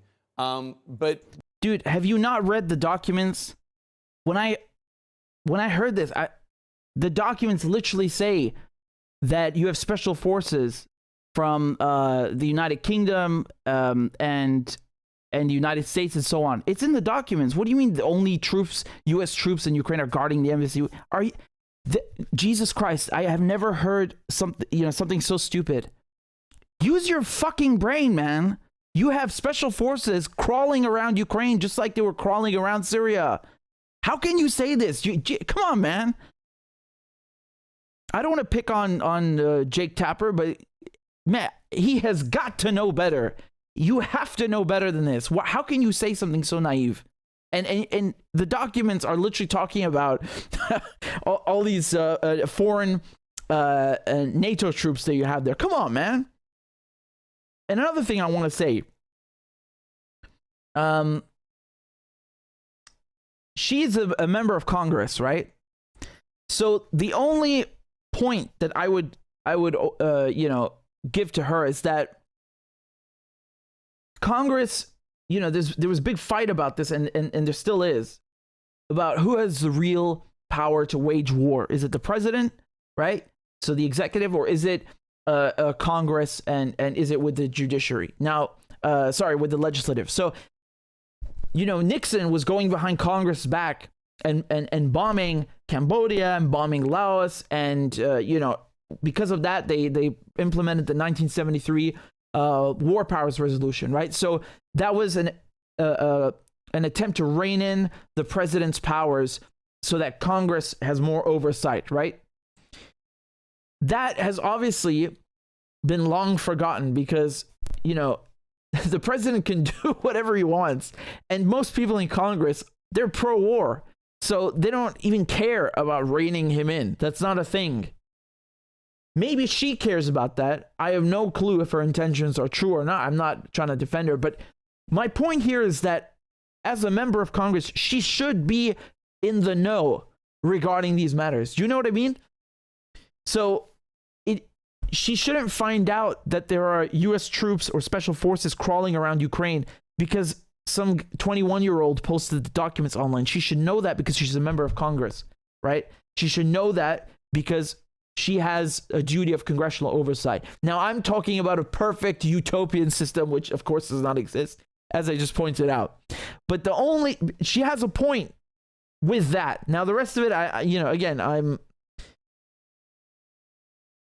don't think the guy's particularly a hero. Again, his friends said precisely he's not a whistleblower and so on. So I don't there's only so much you can glorify. And again, I mean, me as a journalist and someone who follows politics, I'm very happy to see this because you want to know what's going on. But again, the information is becoming outdated. It's already over a month old. And so on. But, I'm not saying that he's a traitor, and I'm not saying he's a hero. I don't care, frankly. I'm just saying the scandal here is the media, these people at the New York Times, doing law enforcement work for the FBI and helping the state. That is there's nothing more scandalous than that. Nothing. Clear Russia without war powers. Now, to be clear, the only U.S. troops that are in Ukraine are guarding the U.S. embassy. But does it concern you how quickly Republicans, and look, Marjorie Taylor Greene, she might have fringe views, but she has direct access to Trump, direct access to Kevin McCarthy. They're coming to... What does that mean, direct access to Trump, man? Screw Trump. Screw this guy. Why do you keep talking about this guy? Who cares about him, man? What does that have to do with the Teixeira dude? This guy's defense. Yeah, look, this issue should not be politicized. In my view, it's a clear black and white issue with regard to the law being broken. If there are issues that some in Congress are alleging they were not informed about, then that's the role of... You see how he said it's a clear black and white issue. The law was broken. He shouldn't have leaked the documents. Okay, fine. The law is clear about that. I'll give you that. He's in the army and so on, blah, blah, blah. But the law is also clear about congressional oversight. So you see how he says it's unacceptable for him to give out the documents. But then when it comes to, people in Congress actually knowing what's happening and having oversight on the president and his war powers, he makes it seem like it's he basically puts it on the back burner. It doesn't really matter to him. Congressional oversight of the executive branch to call them up and find out what was going on. But look, I think the vast majority, call them up and find out what was going on. Remember, man, this guy was Trump's defense secretary, right? So he was doing Lloyd Austin's job, yeah. So the reason he's so upset is because Teixeira leaked documents from the military, and this guy's the former defense secretary, so obviously that's going to upset him a lot. But then he makes congressional oversight. It's like, no, they should call him up. What do you mean call him up? You're supposed to call them up. It's literally in the War Powers Resolution. Every time you do something, you got to tell Congress. You have like 48 hours or something. It's true. Republicans and Democrats would agree with what I'm saying with regard to this being a case of espionage that will go through the court process, legal process, and it will land where it lands. I think the important thing is right now is to find out the scope of the problem, what he released, did he have others working for him, and how do we close up these holes in our classification system and limit access to people who clearly don't need it. So obviously the Biden administration is involved in a lot of damage control right now. The classified documents, as you know, revealed key information about Ukraine, revealed U.S. recruitment tactics for CIA operatives. The document showed how deep the U.S. had infiltrated Russia's Wagner mercenary group and shows the advanced weaponry China's been developing. Which of all of that bothers you most? Which of all of that disclosure keeps you up at night? Oh, man. Which disclosure keeps you up at night? Why can't you sleep, Mr. Esper? None of this keeps me up at night, man. Why do you sound like a goddamn CIA officer? What's wrong with you? Look, he's gonna cry, man. Look at Jake. He's about to cry. Yeah, look, there's that and more. And it's clearly let me get your tissue, buddy. Look at him. He's so concerned. He can't take it anymore. Oh man, these guys are funny. They're really funny. They're really, really funny. And, one more thing I wanted to add to my previous point is that the United States is not formally at war with Ukraine and not formally at war with Russia, and Ukraine is not a NATO member. So, when you send special forces in there, that's not military aid. I mean, it is a form of assistance. But when I say, you send special forces in, and you have, you remember there was a French journalist who went to Ukraine, and he came back and said that there was an American running the quote unquote volunteer program. So you have U.S. military personnel in Ukraine. Those are not M16s, right? Or artillery shells. They're actual soldiers, U.S. soldiers running around Ukraine. Where is the congressional oversight? None, because Congress doesn't give a shit. They don't. Of course, they don't care. But again, just notice how they all also about democracy checks and balances, and actually it's all one big authoritarian machine. Let me show you something here. This is an interview that I think it was who's this again? Judge Napoli. He did with a CIA officer about these leaks. Now, this CIA officer, former CIA officer, if there is such a thing, is called Larry Johnson, and he thinks that the leaks, these Pentagon leaks, were controlled, that they were organized. Now, you make up your own mind, but let's listen to him. Joins us now. Larry, in the past 12 hours, the Washington Post has come out with a story that seems too fantastic to believe, that the leaker of the secured top secret, no foreign documents prepared by and for the chairman of the Joint Chiefs of Staff and his team is in fact a 21-year-old Air National Guardsman from Fort Bragg or Fort Sill, Oklahoma, and that this was originally shared amongst a group of teenage gamers of all things. Is this even remotely credible? No, it's a lie. It's fabrication. The Washington Post, this first surfaced with a cat, Bellingcat. Bellingcat is a front for the British intelligence. That's where the story first surfaced. Washington Post then picks it up, and the Guardian then picks it up on the same day. So this is a coordinated media strategy. This is a disinformation campaign. The documents are real. I'm not saying that the documents are fabrications. They are not. But this cover story that's been manufactured to explain how these documents came to be produced, it just falls apart. It most simply falls apart based upon one document in that mix, which is listed as CIA Operations Center report, top secret. I worked in the CIA Operations Center. I helped prepare those reports. That's an internal CIA document. No one on a U.S. military base anywhere in the world will have access to that kind of document, for starters. Sorry, but he's right. If you go and read the Vault 7 leaks, you learn, you gain insight into how the intelligence agencies in America don't trust each other at all. I'm pretty sure that's the case elsewhere, in Britain and so on, but definitely in Britain. I know you just go read the files from World War II and prior, but you gain insight about how the CIA was basically bugging the computers. I don't remember where this was, the NSA? It was one of the other alphabet three-letter agencies, because they felt that those agencies were not sharing everything that they had, all their information, with the CIA. And so the CIA wanted to make sure they got everything.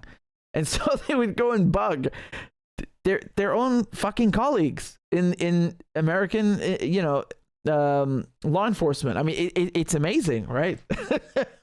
So when he says that there's no way you're going to see a CIA document on a U.S. military base, I believe him. I definitely believe him. And the only possible,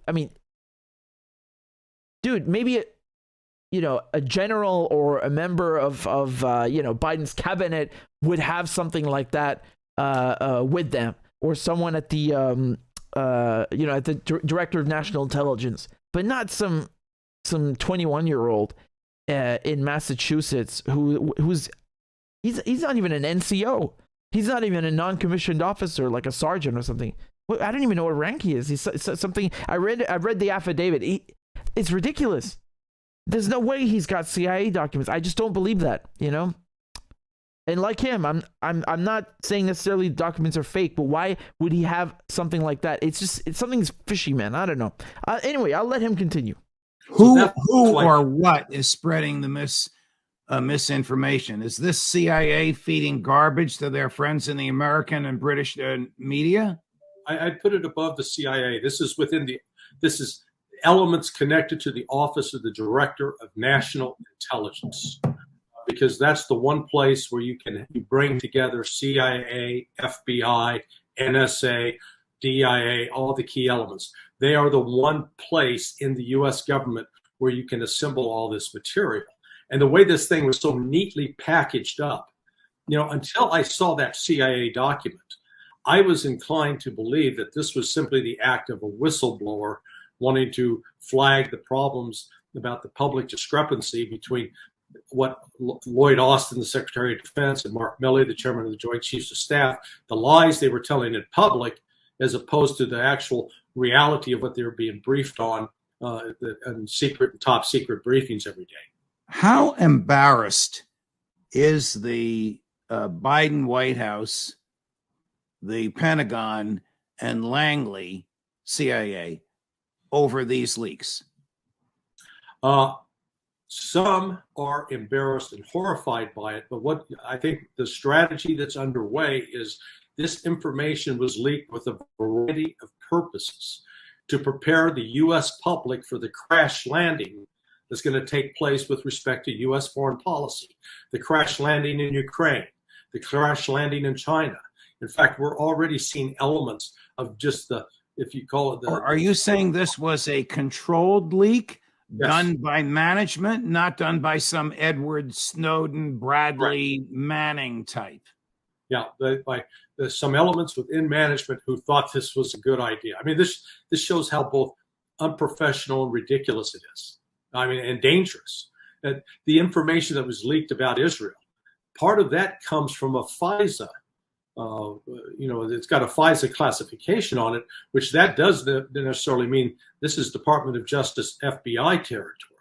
So again, there's no way that some National Guardsman who's doing TDY at Fort Bragg would have access to that. And I'm not basing that upon what happened to me 40 years ago. For 23 years, up until about 3 years ago, I worked in these SCIFs. And I still have friends that do, who are retired CIA and retired NSA and retired FBI. And I talk to them, and they're still seeing the material. None of them have seen anything like this, particularly that CIA Operations Center document or the FISA document. Right.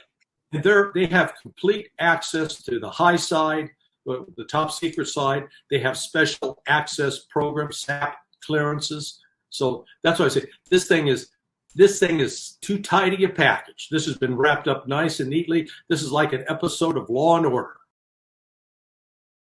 Well, look, man, I can't help but agree with him in regards to the FISA. He mentioned one of them had FISA written on it. You guys remember FISA, Bush era. So Foreign Intelligence Surveillance Act. The thing is, that's Department of Justice jurisdiction, right? You have to remember something when it comes to people who work in all these agencies. They have all these huge egos, right? They each one of them wants to think, that they're the most important in the hierarchy, and when they go stepping on each other's toes. That's a recipe for a disaster, right? So I'm just thinking, why would that guy who is, again, I don't know,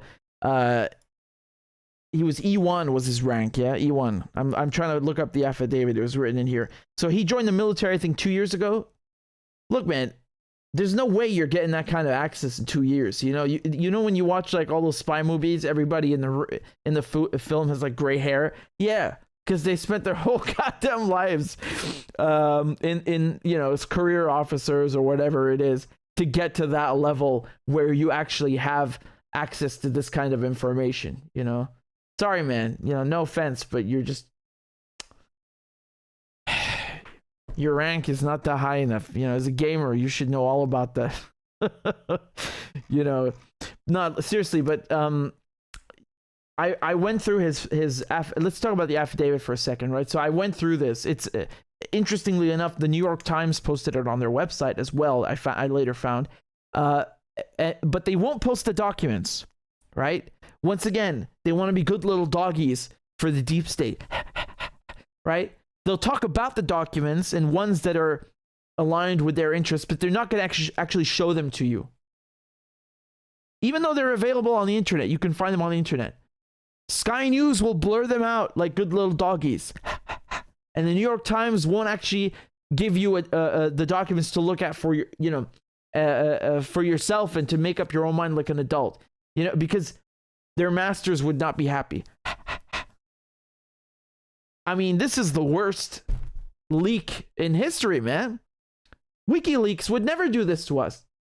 Do you think WikiLeaks would treat us like this? Do you think WikiLeaks would do that? First of all, WikiLeaks would have redacted anything that's really, really dangerous to somebody. And I don't think there was anything of that sort here. But WikiLeaks would have just dumped everything neatly in one goddamn place for me and you and everybody to just read without any editorial opinion or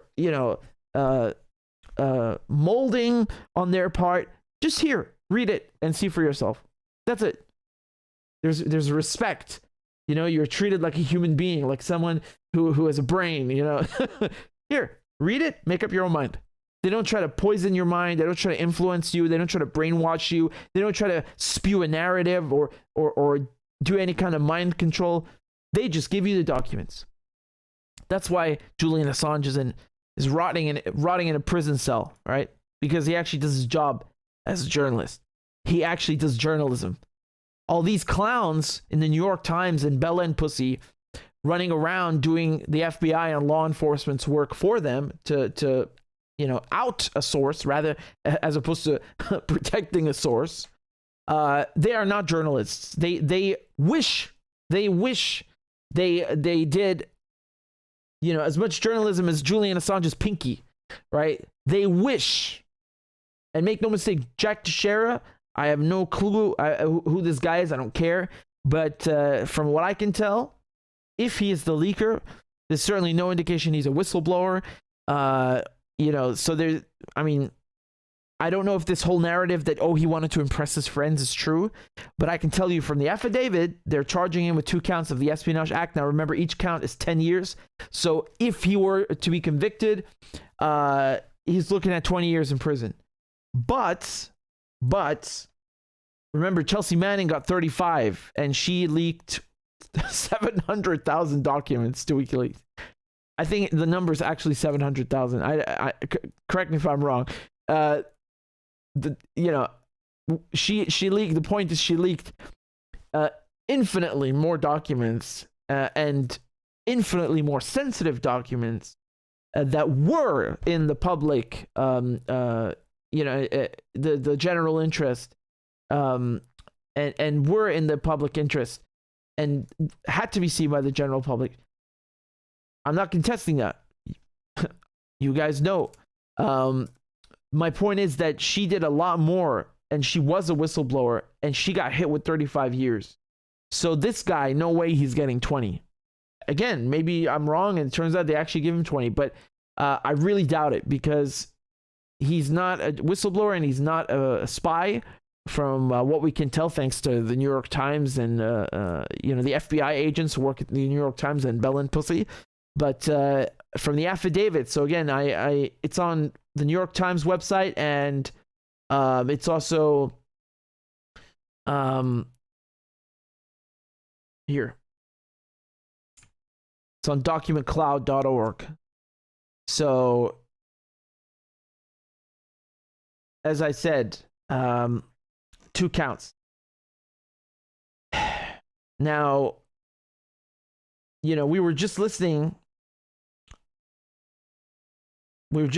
here to former CIA officer Larry Johnson, and he's saying that this was a controlled leak. He could be right. I told you the last video I did that maybe this is all just psyops. It's just, you know, they want to distract us from something else or fill our minds with crap. Right?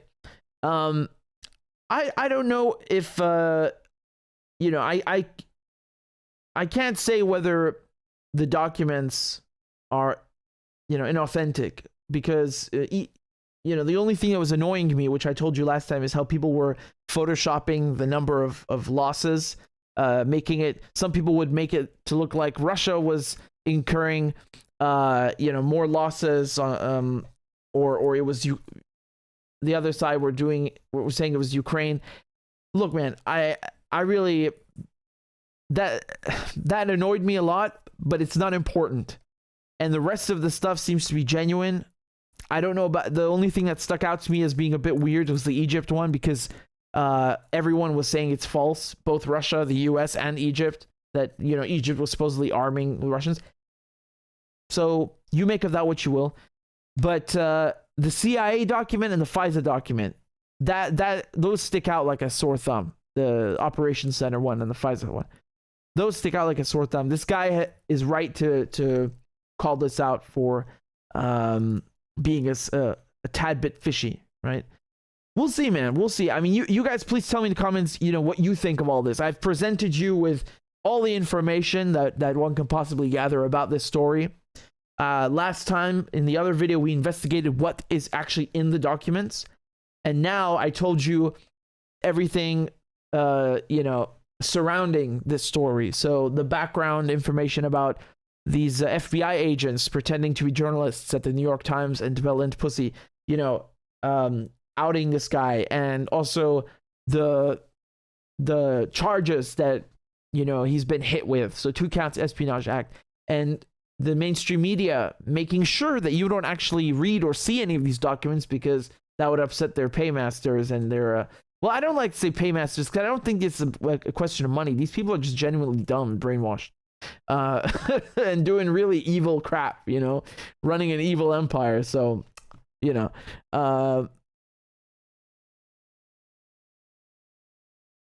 this is wild.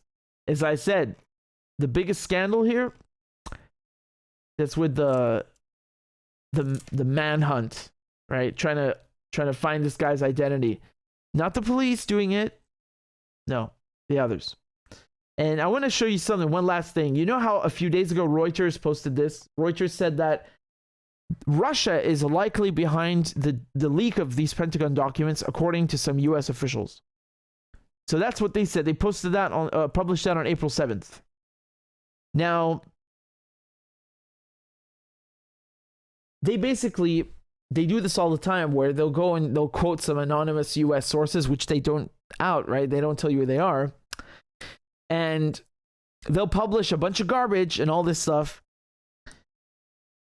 Glenn posted here that under basic journalistic ethics, the only time it's justifiable, indeed required, to out a source is when they purposely cause you to disseminate lies.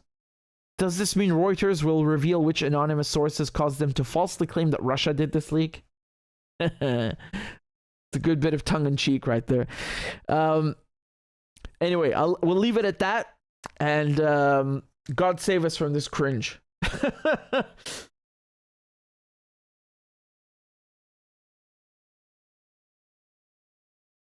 All right, guys. Let's see what we've got over here. Some of you have been very kind while I've been... excuse me, while I've been reporting, you've sent more donations. So Marvin says, will Azerbaijan attack Iran for Israel if there's a conflict? I don't know. I really doubt it. You know, I don't think they would do that. I mean, that would be incredibly stupid. I don't think even the US could take on Iran, especially not now. Because you know, we talked about this with Scott. It's somewhere on the channel. You can find it here on the channel where, you know, they do these simulations. There are people who do this for a living in the military. They simulate all sorts of stuff, and they drop battle plans in case it happens. And the result of all these simulations is that it would be a massacre. So if it doesn't work for the U.S., it certainly wouldn't work for Israel. And like I told you, I think Israel is looking just, it's not, you know, I'm not saying it's because I like it or I don't like it or giving you my opinion. I'm telling you just from, if you look at the situation overall in the Middle East, Israel is in a weak position right now. It's just a fact, you know. Anas, thank you again I for your donation. And Bernardo said, Richard, don't forget to talk about Lula in China. The Western media went nuts with his speeches and interviews there. They will use their own currencies and trade. Oh, I did a story about the trade currency. So he is planning it for Argentina, so Brazil, Argentina, and now with China, of course, right? I'm going to cover the Lula interviews in the next one, okay? So I got you, don't worry. Excuse me. Marvin says, how about Jonathan Pollard stealing for 30 years? Pardon. Yeah, so I know what you're talking about. Basically, Jonathan Pollard is an Israeli American. He stole classified documents and gave them to Israel. He is an actual spy, you know, and he was as Marvin points out, he got 30 years, was it? Yeah, and you know, Trump gave him a pardon, right? Didn't Trump pardon him, or am I you know, Trump pardoned so many criminals. I'm kind of getting lost here. Let me just double check before I just know that he went back to Israel to occupy Palestine. And they greeted him as a hero. I think Netanyahu personally greeted him at the airport, right? So Netanyahu sits there and says that, yeah, he was pardoned. Yep. Okay, that was right. So, you know, Trump did so much for Israel. I made a video about all these things he did, and I forget to mention this one. I should mention that one more often. But again, Trump pardoned an actual traitor. This is an American who literally spied on the United States to Israel's benefit. He's by definition a traitor. Whether you agree with him or you don't, it's irrelevant. He's an actual traitor. He betrayed his country, and he did it for money. The guy did it for money. That's it.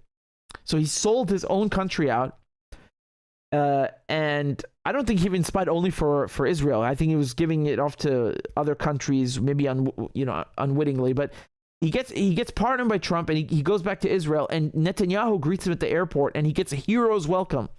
Again, this is the same Netanyahu who will sit there and tell you our greatest ally is the United States.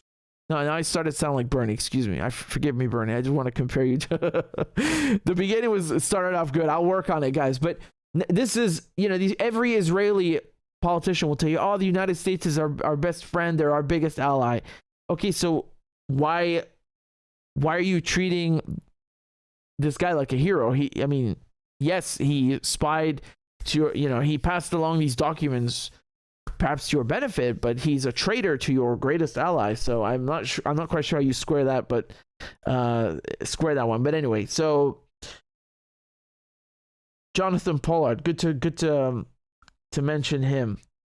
Thanks to everybody, by the way, who signed up on Patreon and on the channel. I really appreciate it, and I think we got someone to sign up on Patreon, but I forgot to play him a crab dance last time, so forgive me for that. I'll certainly get to you in a second. Look, guys, we are trying to get to 700 on Patreon, so please, let's get there. We can do this. I only need 12 of you, okay? Just 12 people to sign up, and then we will hit the goal. I know we got like 700 people watching now, so I'm sure that there are 12 lovely souls among you who can, help me meet this objective. Let's do it, guys. Come on. And on Patreon, remember, you can donate $1 a month. You can donate you better start giving me, what is it? Rubles, renminbi, and whatever else is doing good now. No, but seriously, you can donate like £2 a month, whatever you want, whatever currency, whatever amount. And it's a way of supporting my work and supporting my journalism. So if you want to support this channel and help me to continue to do this and be able to continue my work, this is how to help. You can join on YouTube and unlock those emojis, or on Patreon, whatever you want. It's all the same to me. So some people like to send donations on PayPal. Forgive me, because I'm not seeing any of them right now. So if you've sent something and I haven't read it out, I'll get back to you next time. But thank you to all of you who've donated, whatever it is, Cash App or PayPal or Bitcoin.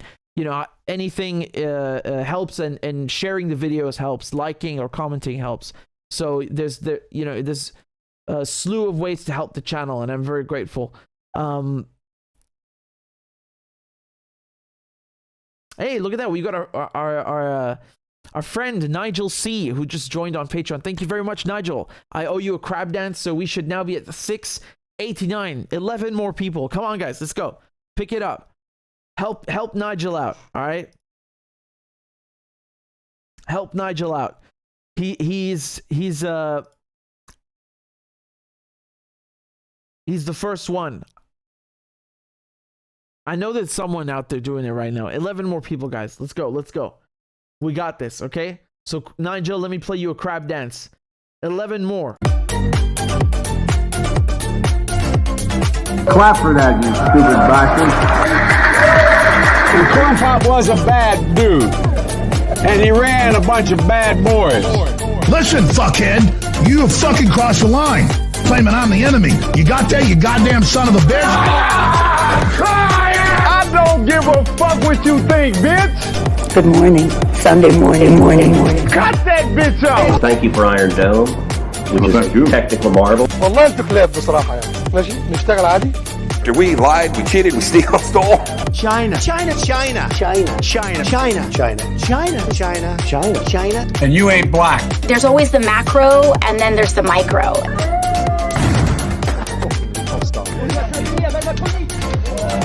Do not come. Do not come. I'm gonna come. You talking to me? Ladies and gentlemen, I'll have two number 9. Number 9 large. We got him. I told myself, I know it's not. I've fallen and I can't get up.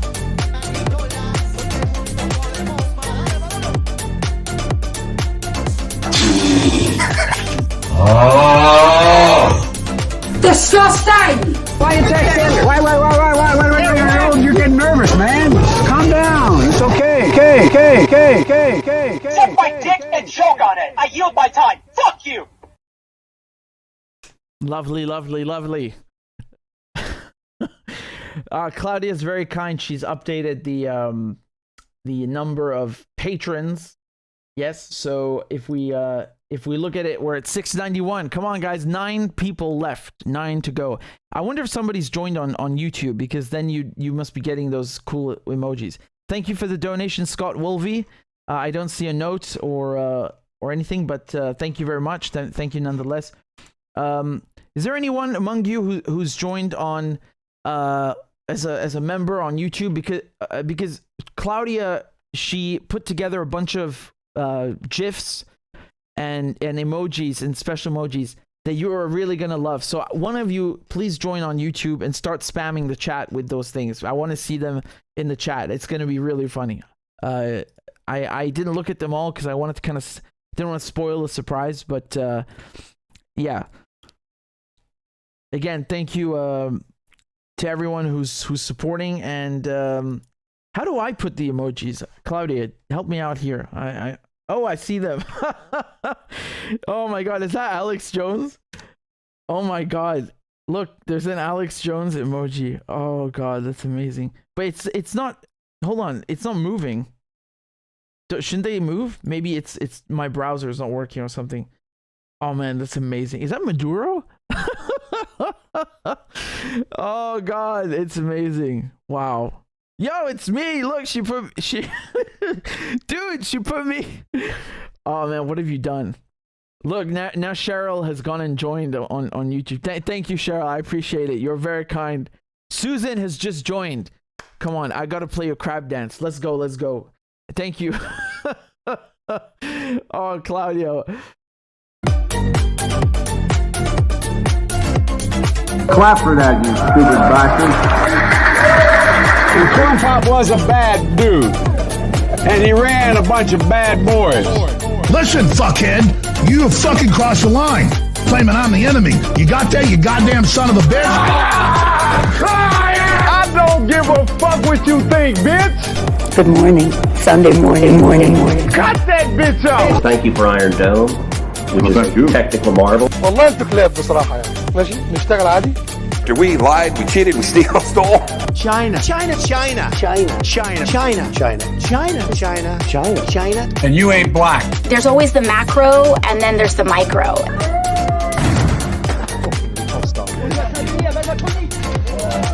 Do not come. Do not come. I'm gonna come. You talking to me? Ladies and gentlemen, I'll have two number 9s. A number 9 large. we got him. I told myself, I know it's not. I've fallen and I can't get up.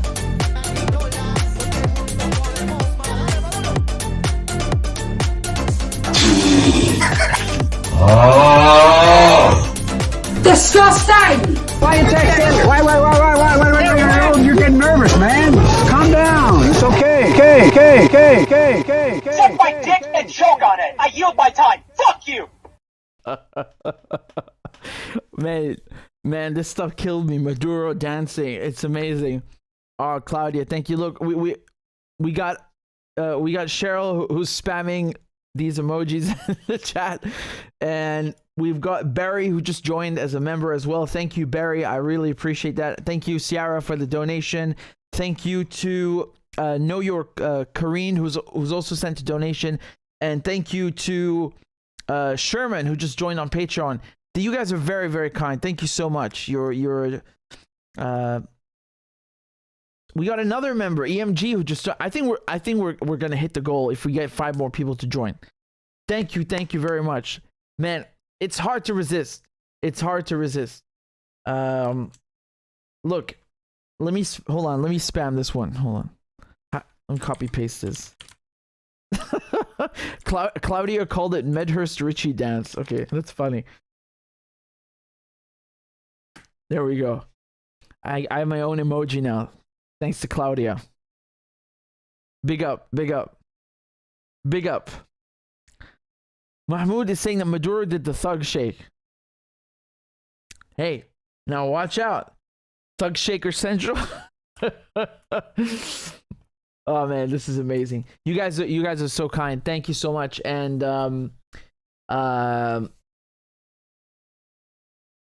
give me 1 second. Gunny is saying, damn, it's Sunday morning again. Blasphemy, boy. Blasphemy. I was gonna do a couple of things about Ireland the other day because, I mean, it's Easter, or was Easter rather, right? So it's been a week now. I mean, the Orthodox celebrate it today, and not too Irish, but my point here is that, you have many things. The Irish like taking action around Easter, right?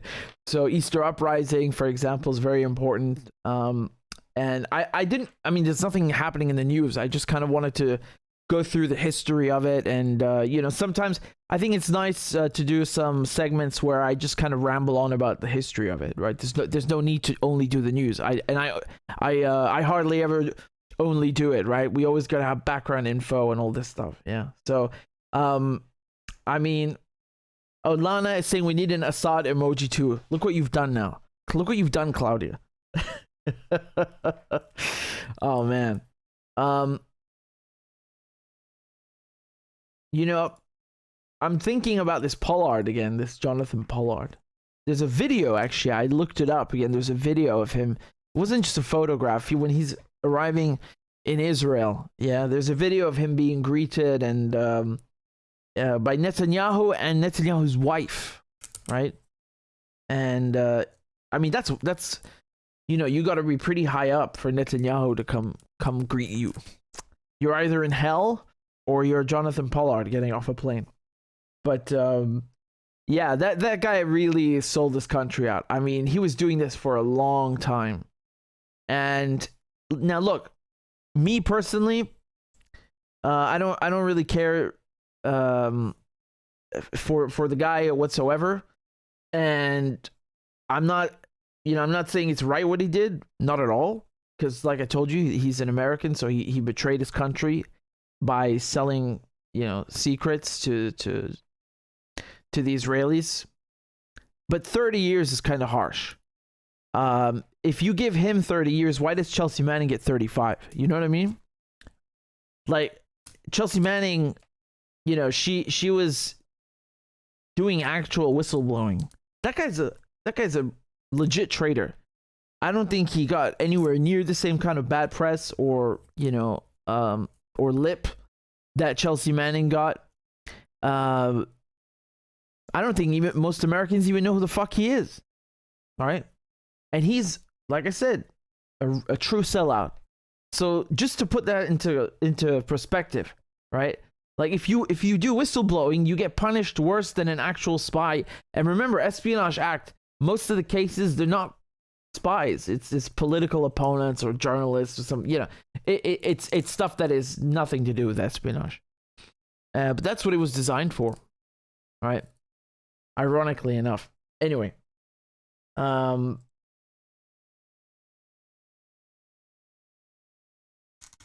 Putin's shirt is a nice name. Says that Pollard did it all for money. Yes, precisely. Which I don't know if that makes it better or worse. I guess it makes it worse. If he hadn't done it for money, then I'm sure you would have some Zionist somewhere yelling, "Oh, you see, he believed in the Zionist cause and blah blah blah." Nah, man, he's just selling spy secrets. That's it. Anyway, guys, thank you so much. Well, I'll do a live stream. Well, I don't want to promise anything. I don't want to disappoint you, but we're gonna do it either tonight. So tonight, that means what? Like in 18 hours, or I'll do one tomorrow. And if you're in London, just so you remember, there's a Quds Day in March. I hate saying it the Latin way, right? Quds, it's El Quds. But it basically, if you support Palestine and you're in London, go out at 3 p.m. at the Home Office. There's going to be a huge rally of people, coming out to support Palestine. So if you're in London, it's 3 p.m. at the Home Office, outside the Home Office. Don't go inside. You'll have to, you'll find a disgruntled Braverman. But anyway, just wanted to shout that out and remind you that there's a Quds Day parade. Okay, so Cheryl says, how often is Richard steaming a week now? Oh, I steam quite regularly. I'm like Tom and Jerry, No, I'm joking. She means streaming. So, well, every 2 or 3 days, something like that. I'm afraid of commitments, so I don't have a timetable. I'm messing with you guys. Come on, let's wrap it up. Thank you all for tuning in, and remember, share the videos. Hey, I'm almost at 100,000 on TikTok, 100,000 followers. So go follow me on TikTok. Don't worry, I don't sing there. It's just me yelling about politics. It's the same stuff. What did you expect? So go follow me on there. I've actually never plugged the TikTok. When I go on live here, it's like I don't even remember to plug my own social media. So I'm so modest. That's why. No, seriously. There's the TikTok, and it's at Richard Medhurst, and then there's Twitter and all this good stuff. One important thing. If you want to get a notification when I go live, since I have no schedule, right? You have to do one of two things. You either hit the bell on YouTube, and inshallah, God willing, you will get a notification if my title is politically correct. And the other option is you go to richardmedhurst.substack.com and you just type in your email and hit subscribe. I don't do newsletter crap. I don't like to spam people.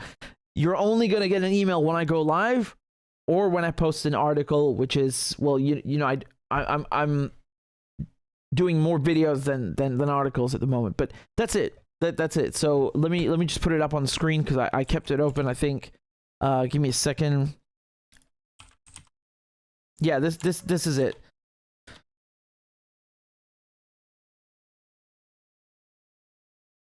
There you go.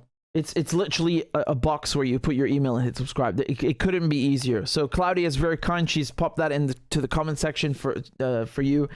And I think maybe we hit our goal on Patreon. I don't know. I haven't looked, but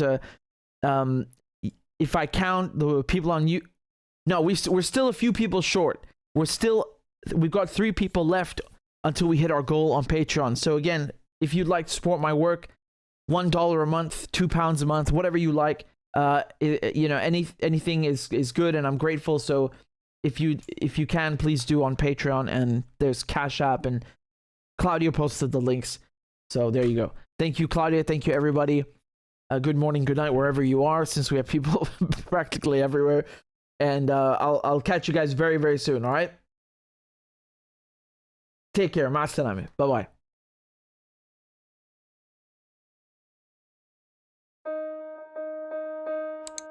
Sweden wanted to join NATO. They broke with their decades-long neutral stance. Turkey was one of the only countries, I think, along with Hungary, that was saying, we're not going to let you in, because you need to have consensus, right? You need all the members in NATO to say, okay, you can join.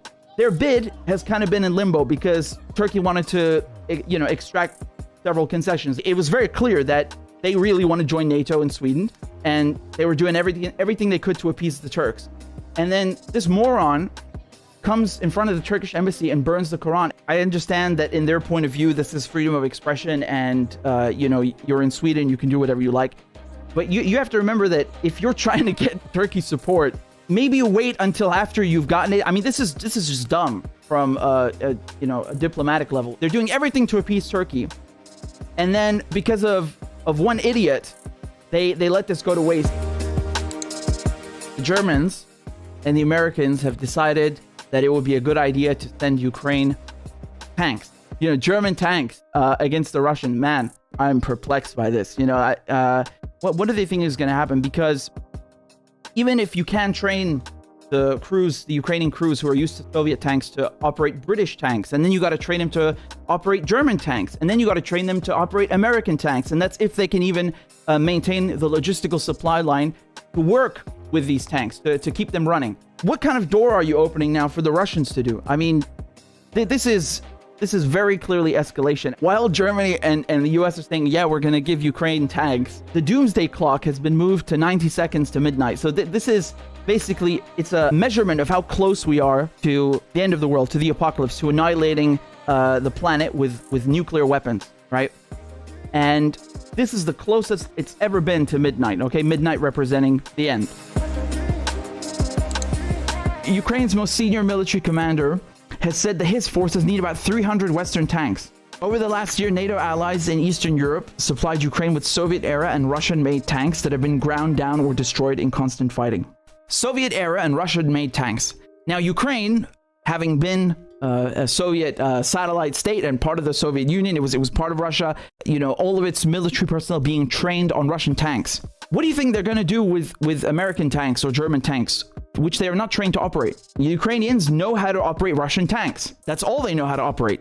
The Ukrainians only use Soviet stuff, right? Until the last couple of years and until now. This is the first major influx of NATO weapons. And again, NATO's been training Ukrainian forces, but Challenger tanks, this is brand new. If they can't even use the tanks that they're trained to use, what makes you so confident they're going to know how to use a Leopard 2 or an M1A2 or a Challenger 2? Man, people train on those things for fucking months and years.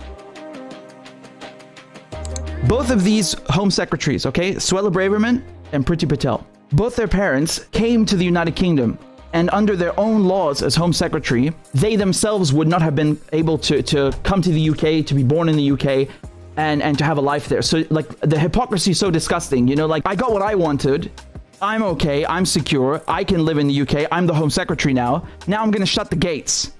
now I'm gonna screw people that have literally nothing, that are so desperate they're, you know, risking drowning in the Channel or the Mediterranean Sea. People have to resort to risking drowning. They have to resort to, you know, hiding in trucks or swimming across the Channel, if everyone's ever done that, you know, crossing the Channel, because of her policies, because she forces people into doing that, right? So you literally have no choice. You have to be in the UK to begin the application. What are people supposed to do? Just teleport, you know, for 5 minutes, write down the form and just get out of the UK? This is ridiculous. She's a liar, just like the one, you know, her predecessor, Priti Patel.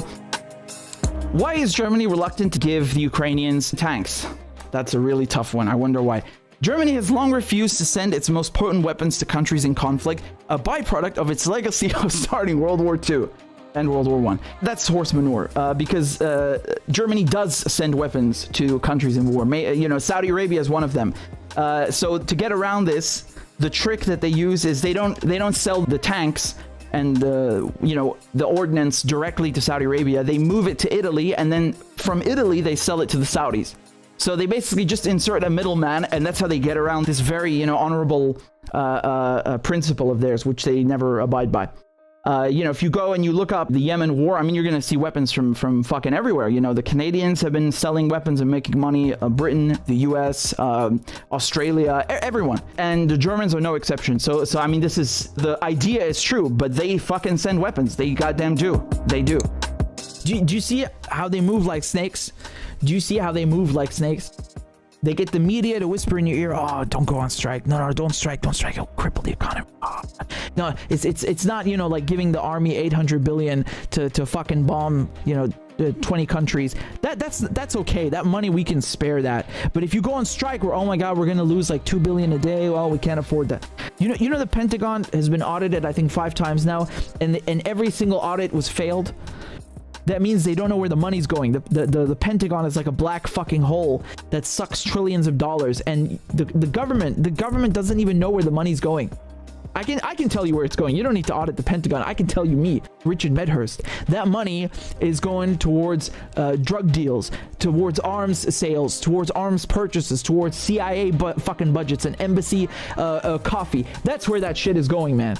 That shit is going to the spooks. That shit's going to the bombers. That shit's going to the paramilitaries. That's where it's going. You don't need to scratch your head. That's where it's going. And apparently that's an acceptable loss. That's an acceptable use of American dollars and taxpayer dollars. But, you know, going on strike, oh, that's too much of an inconvenience. That's the fucking point, man.